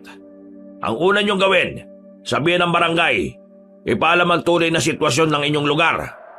Kailangan malaman ng mga taga rito na may mga aswang na magdudulot ang panganib sa buhay ng lahat. Bilisan niyo na! Kumilos na kayo! Wala na kaming sinayin na pagkakataon. Tumakbo na kami patungong barangay at saka sinabi ang mga nangyari. Naniwala naman sila na mga aswang ang pumaslang sa mga biktima. Pero bigla nila akong sinisi at ang tatay ko. At dahil doon, maging ang ibang mga taga sa amin ay galit na rin sa amin ni tatay. Pre, tingin ko, kailangan nyo munang umalis dito. Galit sa inyo mga tao eh. Kayo ang sinisisi kung bakit nangyari ang lahat ng ito. Ha?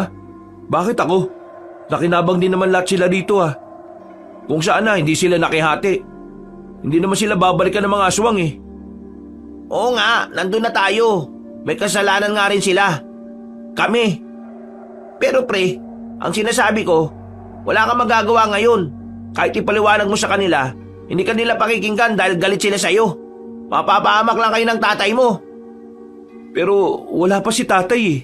Hindi ko alam kung anong nangyari sa kanya. Hintayin mo na lang siya sa bahay nyo. Kapag dumating ang tatay mo, saka kayo umalis. Magpalamig muna kayo sa ibang lugar. Masama ang kutob ko, pakiramdam ko, kayo ang pagbubuntanan ng mga tao rito eh.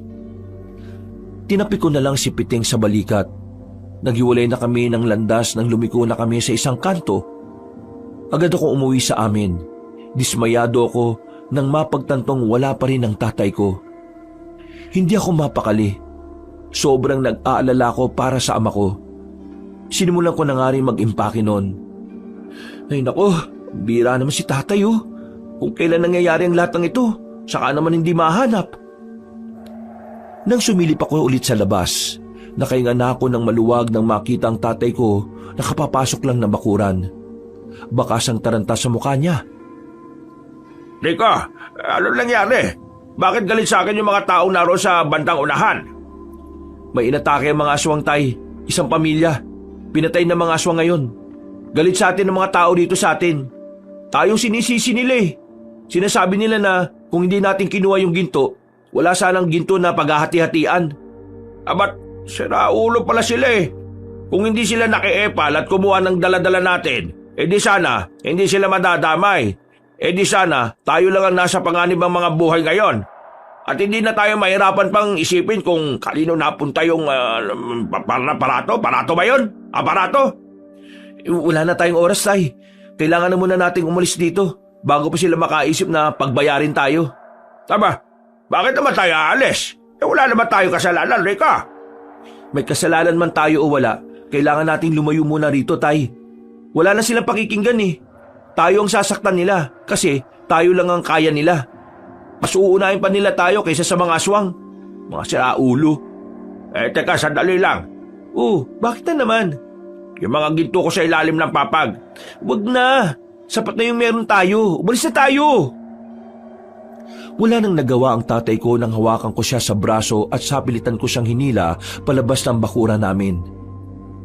Baka sa mukha niya ang panghihinayang, pero hindi ko na talaga hinayaang dalhin niya pa ang mga gintong hindi naman talaga sa amin. Pero habang naglalakad kami palabas ng baryo namin, nakita kami ng mga kalugar namin. Alam nilang aalis kami, kaya inalarma na nila ang iba pa naming kabaryo. Buwisit, tay! Takbo na! Birang buhay naman ka, Hawak-hawak ko si tatay sa braso habang tumatakbo kami. Pumasok kami sa iskinita. Madilim ang parting yon kaya doon na muna kami nagtago. Nang malagpasan na kami ng mga tao, lumuwag ng bagya ang paghinga namin, pero hindi pa raw natatapos ang lahat. Mahirapan kami makalabas ng lugar namin dahil nagising ang mga residente. Kasalanan ko to eh. Tay, hindi to ang tamang oras para magsisihan. Tulungan mo na lang ako makapag-isip kung paano tayo makakaalis dito. Halos 10 minuto rin kaming nakatago sa dilim sa parting yon. Pagsilip ko, wala na mga tao. Malayo sila sa amin kaya nilakasan namin ni tatay ang loob. Bilis, tay! Bilis! Teka, sandali lang naman. Matanda kasama mo. Hindi pa kami nakakalayo. Natanong na namin ang isa pang grupo ng mga residente. May dala silang mga sulo.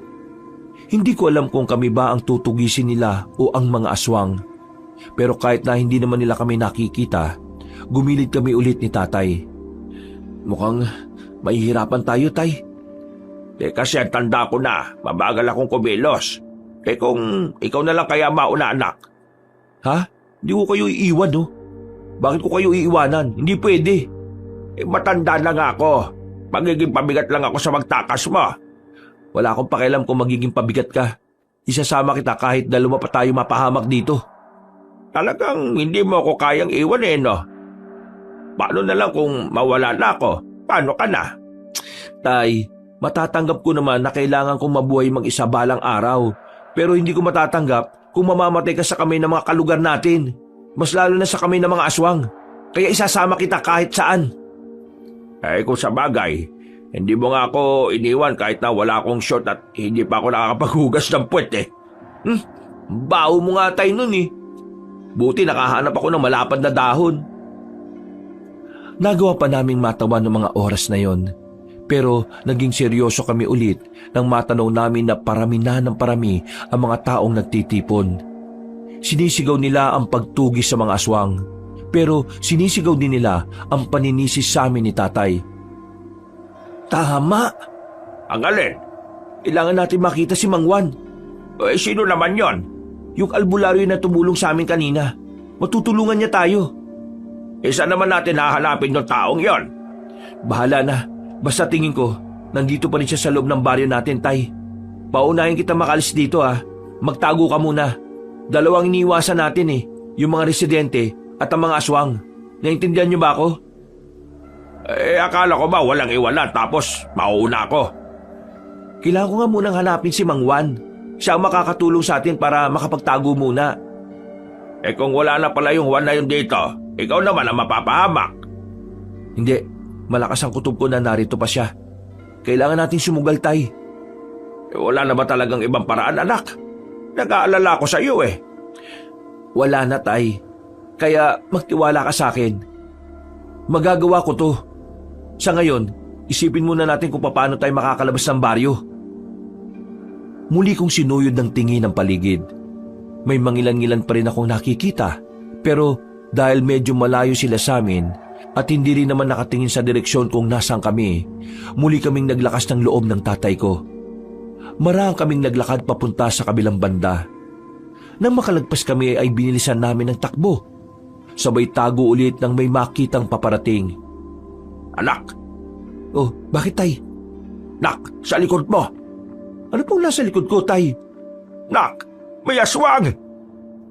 Pagharap ko, bigla na lang akong dinamba ng lalaking aswang. Hindi ko napansin na may nag-aabang pala roon. Umibabaw sa akin ang aswang na yon at pilit niyang inilalapit ang bibig niya sa leeg ko. Sinubukan ko siyang suntukin sa ulo, pero masyadong matigas ang bungo niya. Tay, tulungan mo ako! Huwag kang matulala dyan! Natauhan ng tatay ko. Dinampot niya ang 2x2 sa gilid. Hinampas niya ang aswang. Ang kaso nga lang, bigla yung umilag. Ako ang tinamaan sa hita. Pinilit kong tumayo kahit na iika-ika ako. Ang aswang naman ay agad na umakyat sa bubungan. Ilang sandali lang, narinig na lang namin na may mga tao nang nakakita sa aswang na yon. Agad kaming sumiksik ng tatay ko sa sulok ng bahay. Nagkagulo sila dahil sa aswang. Hinabol nila yon habang kami naman kumuha lang ng tamang pagkakataon. Lumabas kami ulit nang masigurong wala ng mga residente. At habang papatakas kami, bigla na lang merong umilas sa aming dalawa papunta sa dilim. Shh! Huwag kayo maingay.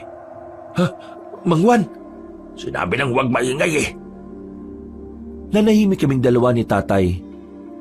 Pinalagpas lang namin ang mga tanod at ang kapitan namin na may mga dalang pamalo. Nang makalayo na sila, ay saka na kami nakahinga na maluwag. Buti naman at nahanap nyo kagad kami. Wala kami ibang matatakbuhan Ikaw lang. Tutulungan ko kayo. Papatayin kayo ng mga yun Sira ulo, di ba? Ikaw pala yung albularyo na tumulong sa anak ko. Rico, meron pa tayong isang problema. Ano ho yun? May mga aswang dito sa baryo nyo at hindi pa sila umaalis. Hindi ko alam kung kailan sila lalabas at hindi ko rin sila makita. Kung sana magkaisa mga tao na tugisin sila, kakailanganin ko sana ng tulong nila. Hindi ko kaya mga aswang kung mag-isa lang ako. Anong binabalak nyo? Wala akong magagawa. Kailangan muna nating iwan ang baryo na ito. Hindi ko pwedeng isugal ang buhay ko kagad. Kapag ako nawala, wala nang haharap sa kanila. Kaya mag-iisip muna ako ng mas magandang plano. At susubukan ko rin makausap ang iba pang albularyo na samahan ako sa laban kontra sa aswang dito. Noong mga sandaling yon, nagpahinga na muna kami sa kinalalagyan namin. Makalipas lang ang halos 10 minuto ay lumabas na rin kami. Dahil abala na ang mga residente sa pagtugi sa mga aswang, nagawa na namin makalayo roon. Hindi na kami sa pinakabungad dumaan. Pumasok na lang kami basta sa kagubatan. Malakas na rin naman ang loob ko noon dahil kasama na namin si Mang Juan. Nag-aalala ako kay Gary at Piting. Ayos lang kaya sila? Bukas na umaga, sasamahan mo akong bumalik para makibalita. Siyempre, hindi ka dapat magpakilala. Itong dalawang mong kaibigan, kumbinsihin mo na sumama sa atin. Kung sakali man kasing hindi pumayag ang mga kakilala kong albularyo, bubuo na lang tayo ng grupo. Ako bahala sa inyo, tuturuan ko kayo. Tuturuan mo kaming lumaban sa mga aswang? Delikado naman yata yun, Diyos ka. Pero mas maganda nang matuto kayong lumaban kaysa naman habang buhay ka lang na umiiwas sa kanila. Kagaya na lang kanina, wala kayong magawa. Kung hindi tayo nagkasama, baka wala na kayo. Baka dinumog na kayo ng mga kalugar ninyo. Baka nalapa pa kayo ng mga aswang. Tay, tingin ko tama si Mang Juan. Kailangan talaga nating matuto. Kung hindi, mamamatay na lang tayo ng walang saysay. Narating namin ang bahay ni Mang Juan sa paanan ng bundok. Halos 1 oras ding lakaran mula sa baryo namin. Simple lang ang tirahan ni Mang Juan pero maaliwalas. Doon na rin kami nagpalipas ng gabi. Sa kabila ng mga nangyari, nakatulog naman kami ni tatay ng maayos. Ramdam na ramdam kasi namin ang matinding pagod. Dakong 7:00 na ng umaga nang magising kami. Paglabas namin ng bahay ay nakapaganda na pala si Mang Juan ng pang-almusal namin. Okay na. Maya-maya alis na rin tayo, Rico. Ay, siya nga pala. Kanina madaling araw, nakakausap ko na yung mga kapwa ko albularyo. Medyo marami-rami ang pumayag na sumama sa atin. Kaya mamayang gabi, babalikan tayo sa baryo ninyo para magbantay. Sa ngayon, kukuha na muna tayo ng update doon. Hindi ba ako pwedeng sumama dyan? Pasensya na pre, pero hindi. Mas mainam ka nang narito ka lang. Kami nang bahala ng anak mo. Huwag ka mag-alala. Hindi naman mapapahamak itong si Rico eh. At saka, nawalan na ako ng oras na turuan kayo makipaglaban. Kailangan na natin magmadali. Si Rico ang isasama ko dahil mas mabilis siya. Kahit hindi ko maturuan ngayon, sapat na ang bilis niya para makasabay. Tumango na lang si tatay. Pero baka sa mukha niya na gustong-gusto niyang sumama. Matapos namin kumain, iniwan na rin namin si tatay roon. Nagsuot lang ako ng itim na sombrero at jacket na may panabong sa ulo. Hindi nagtagal, narating na rin namin ang baryo namin.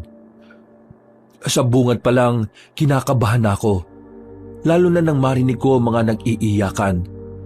Nadaanan namin ang mga bangkay ng biktima ng mga aswang. Hindi lang pala yung pamilyang nakita namin ang biniktima ng mga nilalang na yon, kundi mas marami pa. Huwag ka magpapalata. Kalma. Kumilos ka lang ng normal. Kapag nakilala ka nila, siguradong todas ka. Nakikita mo naman kung paano sila maging emosyonal. Nakayuko lang ako habang naglalakad kami. Nilalakihan ko na lang ang hakbang para malagpasan namin sila. Nang matanong ko na ang bahay nila Piting, tumakbo na ako palapit. Piting! Halika dito! Tarantado ka talaga. Bakit ka pa bumalik dito? Hindi ba sinabi ko sa inyo na galit sila sa inyo ng tatay mo? Kayo ang sinisisi ng pagkawala ng maraming buhay dito. Oo, alam ko yun. Alam mo naman palang sinaulo ka, bakit bumalik ka pa? At kasama mo pa pala si Mang Juan. Nandito kami dahil kailangan naming makibalita. Pwede bang pumasok sa bahay ninyo? Bilisan nyo, abang wala pa sila nanay at tatay. Dali! Pare, anong balita rito bukod dun sa mga nabiktima? Matapos manggulo yung mga aswang kagabi, lumabas sila at kinausap si Kapitan. Matandang babae leader nila. Pinapahanap nila kay Kapitan yung parato. At kapag hindi raw nahanap ang parato bago mag 9 ng gabi, lahat daw ng tao rito mamamatay. Yung ibang residente rito, kaalis lang kanina. Pero marami-rami pa rin ang nanatili rito. Sila nanay at tatay. Pagbalik nila mamaya, mag-iimpakin na rin sila. Aalis na rin kami rito bago pa kami mamatay. Mas maganda na magsilayasan ng mga tao rito bago pa mangyari ang kinatatakutan ng lahat. Pero ayaw ng iba umalis eh. Halos 80% pa rin ang matatapang at gustong labanan ng mga aswang. Kahit si Kapitan, matigas din ang ulo niya. Akala niya kakayanin nila yung mga aswang eh. Kung makita nyo lang kagabi kung paano sila pumaslang, brutal.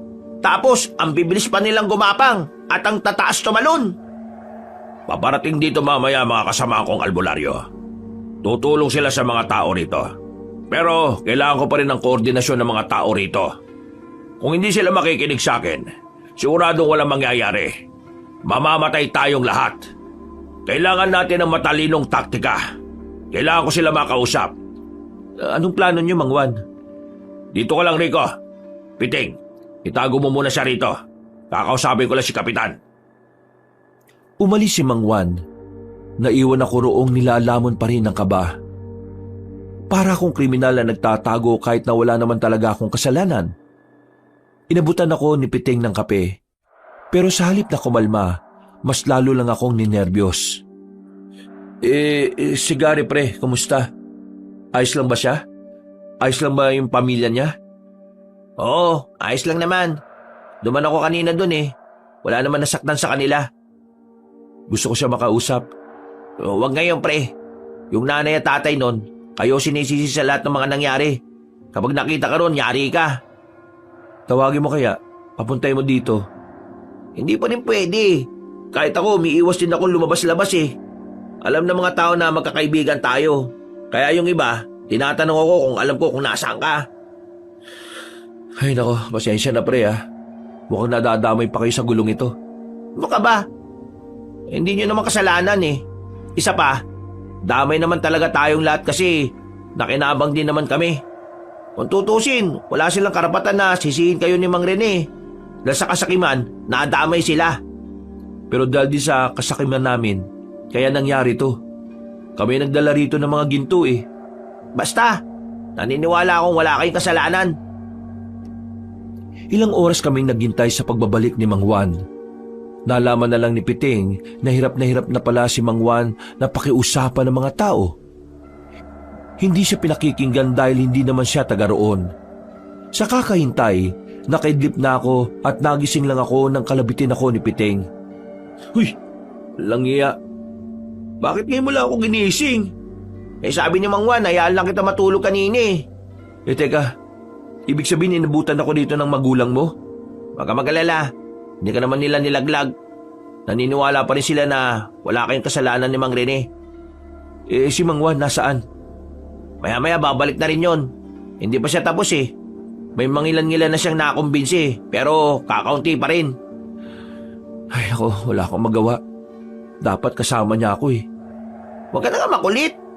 May progreso yung ginagawa niya. Huwag mong sirain. Lalabas lang tayo dito kapag dumating na siya. Halos kalahating oras pa kaming naghintay. Sumapit na ang 8:00 at maya-maya pa, nakarinig na kami ng malakas na sigawan. Sinasabayan nyo ng mga angil na mga mababangis na nilalang. Yun ang hudyat ng kaguluhan. Kinuha ko na kagad ang itak na daladala ko. Hindi pwedeng nagtatago lang ako rito. Lumabas ako ng bahay nila Piting Kabanong. Wala na akong pakialam kung makita ako ng mga kalugar namin. Ang nasa isip ko lang ng mga sandaling yon ay matulungan si Mang Juan sa pakikipaglaban sa mga aswang. Doon nanggagaling yung angil ng mga aswang. Kinumbok namin ang direksyon na tinuro ni Piting. Pagdating namin doon, nakita namin ang mababangis na nilalang na kinakalaban na ng mga tao. Walang kalaban-laban ng mga naroon. Unti-unti silang nalalagas habang pinagpipiesta ng mga aswang ang katawan nila. Sa isang iglap, ang tapang na inipon ko ay bigla na lang nawala. Parang naglaho ang lakas ng loob ko. Nanlambot bigla ang tuhod ko. Natulala, nabalisa. Hindi ko na alam ang gagawin. Pre, naririnig mo ba ako? Sabi ko, hindi natin kakayanin ng mga yan. Kailangan muna natin hanapin si Mang Juan at hintayin ang mga kasamaan niya. Oo, naririnig kita. Ayos ka lang ba? Uy, relax ka lang. Anong gagawin natin? Hanapin nga muna natin si Mang Juan. Hindi ka pa rin ba matauhan? Eto, amuin mo. Visit ka, baho. Ano yun? Amoy ng pet ko. O di ba, naimasmasa ka na? Sumunod ka na lang sa akin, dali. Maingat kaming naglakad ni Piting habang nangyayaring kaguluhan sa pagitan ng mga aswang at ng mga tao. Hinahanap namin si Mang Juan pero dahil malaki ang baryo namin, hindi namin agad siya makita. Pagliko namin sa isang iskinita, napatigil kami nang meron na kaming makasalubong na isang aswang. Naglalawa sa laway ang bibig nito. Nanlilisik din ang mga mata. Palagay ko, masarap na pagkain kami sa paningin niya. Bigla siyang umatake. Nagkatulakan pa kami ni Piting. Kaya hindi pa nakakalapit ang aswang, nakabalandra na kami. Napatigil ang aswang sa gulat dahil sa ginawa namin. Sinamantala namin yung para agad na makabangon. Ilang beses naming sinubukan na matamaan siya ng taga pero marunong siyang makailag. Magaling siyang umiwas. Hindi siya magaling. Tatanga-tanga lang talaga tayo. Anong gagawin natin sa buwang na yan? Bahala na! Naunang lumusob si Piteng sa aswang. Bara-bara na ang ginagawa niyang pagtaga, pero bigo pa rin siya. Nang makita kong aatakin na ng aswang si Piteng, kinuha ko ang bote sa gilid. Pinukul ko yon sa aswang. Nang tamaan yon sa muka, ay napatigil ito. Nakakuha na ng pagkakataon si Piteng para mataga ang aswang. Tinamaan niya yon sa ulo kaya agad itong bumulagta. Pre, sa ulo! Sa ulo natin siya dapat birahin! Sige, sa ulo! Ang galing ng pagbato mo ron, pre ah. Pero, wag mo na kulitin ah. Kung nagkamali ka dun, sa ulo ko tatama yun. Yun lang ang una ko naisip eh. Akala ko kasi mamamatay ka na. Tara na pre, hanapin na natin si Mang Juan. Dahil nakapatay na kami ng aswang nung sandaling yon, nagkaroon na rin kami ng lakas ng loob para lumabas. Habang nagkakagulo sa baryo, pasimple kaming tumakbo para lagpasan ng mga yon. Pero muli kaming napatago nang makitang dumating na ang mas maraming aswang. Natanaw namin na matandang babae na sinasabi nilang pinuno ng mga yon. Nako, naloko na. Paano natin mahanap si Mang Juan nito? Saan ba kasi natin mahanap yung parato para tumigil na sila? Buwisit naman oh. Baka naman kasi napunta dun sa mga armadong lalaki. Hindi. Teka. Isipin ko ah. Parang meron ako nakita eh. May naalala ko. Sandali. Ano? Anong naalala mo? Teka nga lang kasi. Huwag ka magulo. Nag-iisip ako eh. Basta ang sabi ni Mang Juan, parang lalagyan daw yun. Oo nga. Ang kulit mo naman eh. Manahimik ka nga muna pre. Niisip ko pa kung saan ko nakita. Pinikit ko ang mga mata ko. Bigla ko na lang naalala na parang meron akong nahawakan na kakaibang bagay na kulay ginto. At maya-maya lang, naalala ko na kung ano yon. Alam ko na kung nasan yung punyemas na aparato na yon. Ha? Nasaan? Nasa bahay lang namin. Naalala ko, meron ako nakitang parang garapon na ginto rin. Naitago ko yun sa ilalim ng papag ko. Kailangan ko makuha yun para maibigay na sa kanila. Para itigil na nila yung mga ginagawa nila. O yan ang gagawin mo. Uuwi ka. Paano kung makita ka ng mga residente dyan? O kaya yung aswang? Tingnan mo oh. Kapag lumabas ka rito, makikita ka kagad nila. Wala na akong pakialam. Kailangan ko sumugal pre. Kung hindi, mas marami pang buhay ang mawawala. Dito ka lang. Ako nang bahala. Uy! Visit ka! Teka! Wala nang nagawa si Piteng nang tumakbo na ako palabas sa pinagtataguan namin, Kabanong. Karipas ang ginawa ko para lang makarating agad sa bahay namin. Pero sa kasamaang palad, nakita ko ng mga aswang. Pati na rin ang matandang babae na pinuno ng mga aswang. Pero wala akong pakialam. Ang tanging nasa isip ko ay ang makuha ang parato at maibalik na sa kanila.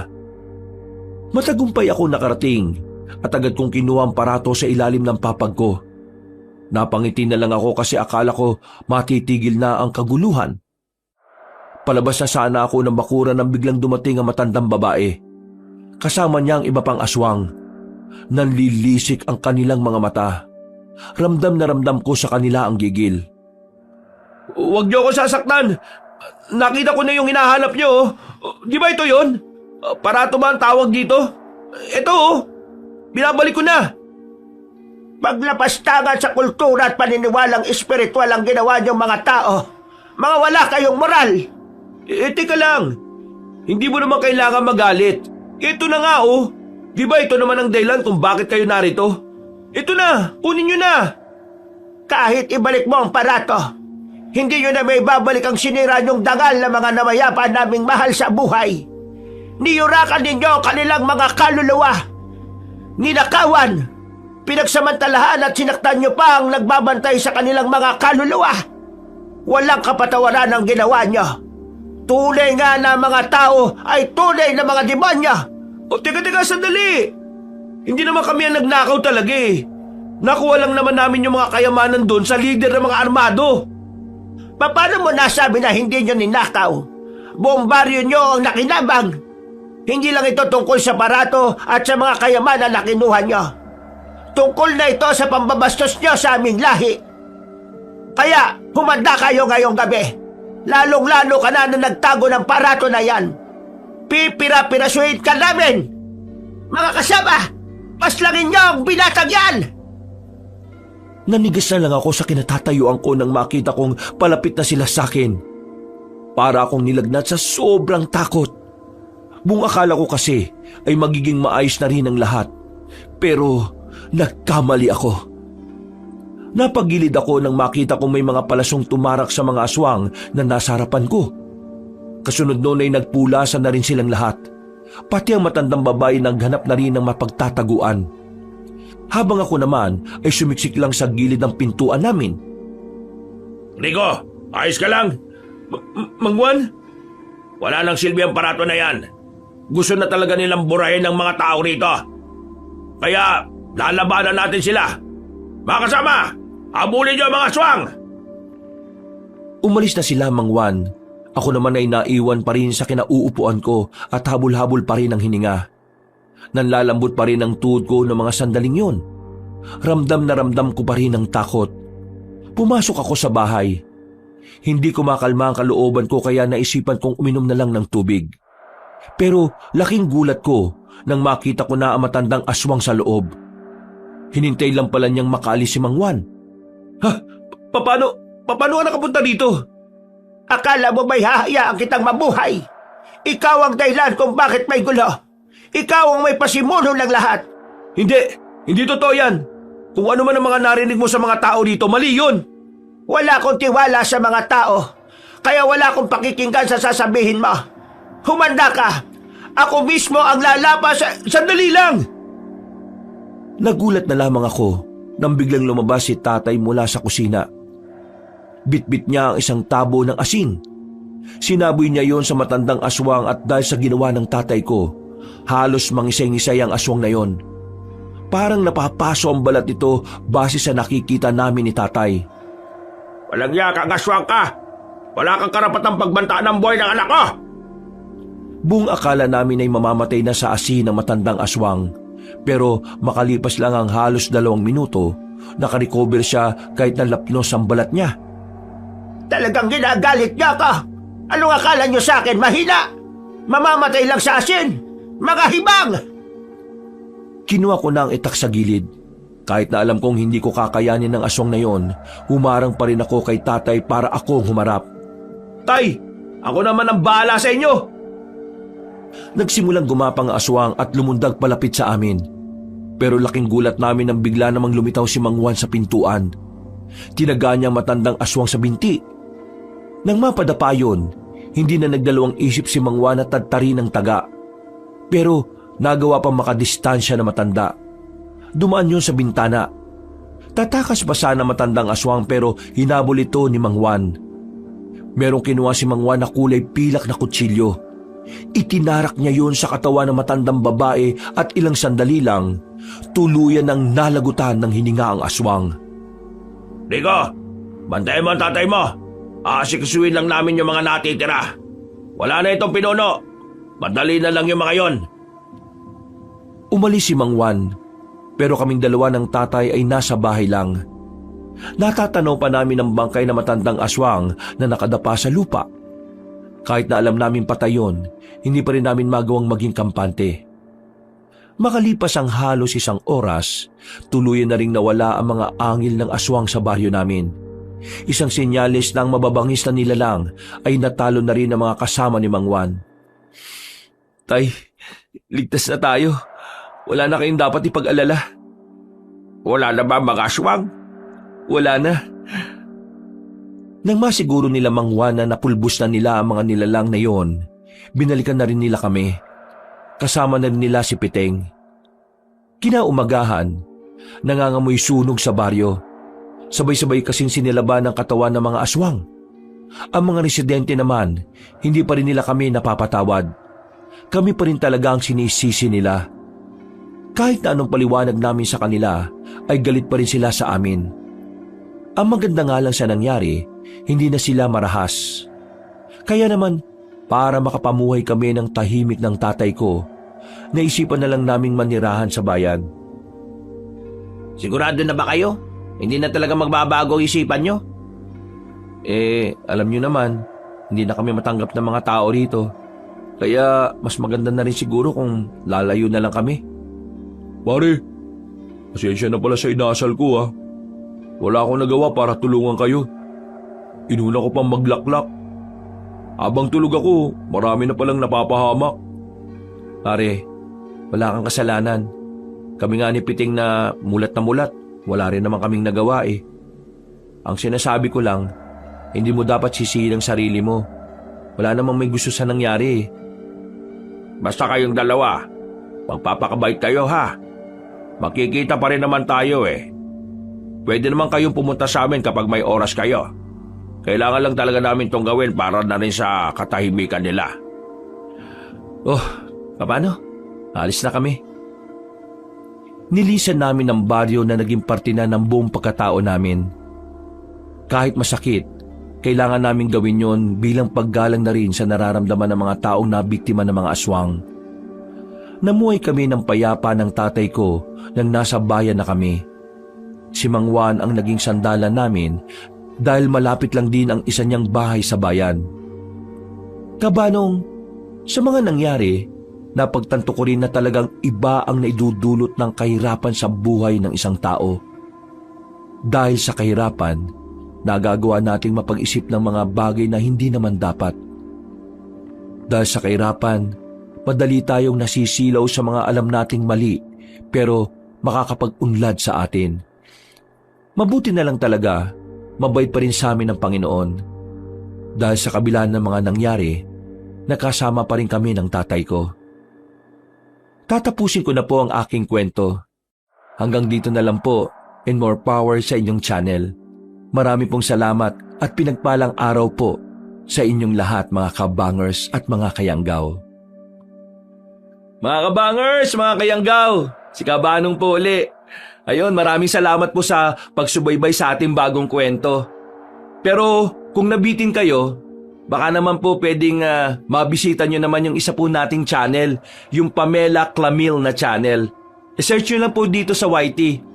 Ako din po ang nagnanarrate doon bilang si Lolo Pael at minsan ako po ang nagnanarrate. Maganda rin po yung mga kwento doon. At pag bumisita po kayo, huwag niyo pong kalimutang pindutin yung subscribe button kasi kukunti pa lang po nagsusubscribe doon eh. Kaya sana po pakisuportahan. At paki-comment na lang po para ma-replyan ko po kayo. Dito rin po, mag-comment kayo kung saan kayong lugar na nakikinig para mabati ko po yung mga kalugar ninyo. At syempre, don't forget to like and share. Hanggang sa susunod na kwento, wakas!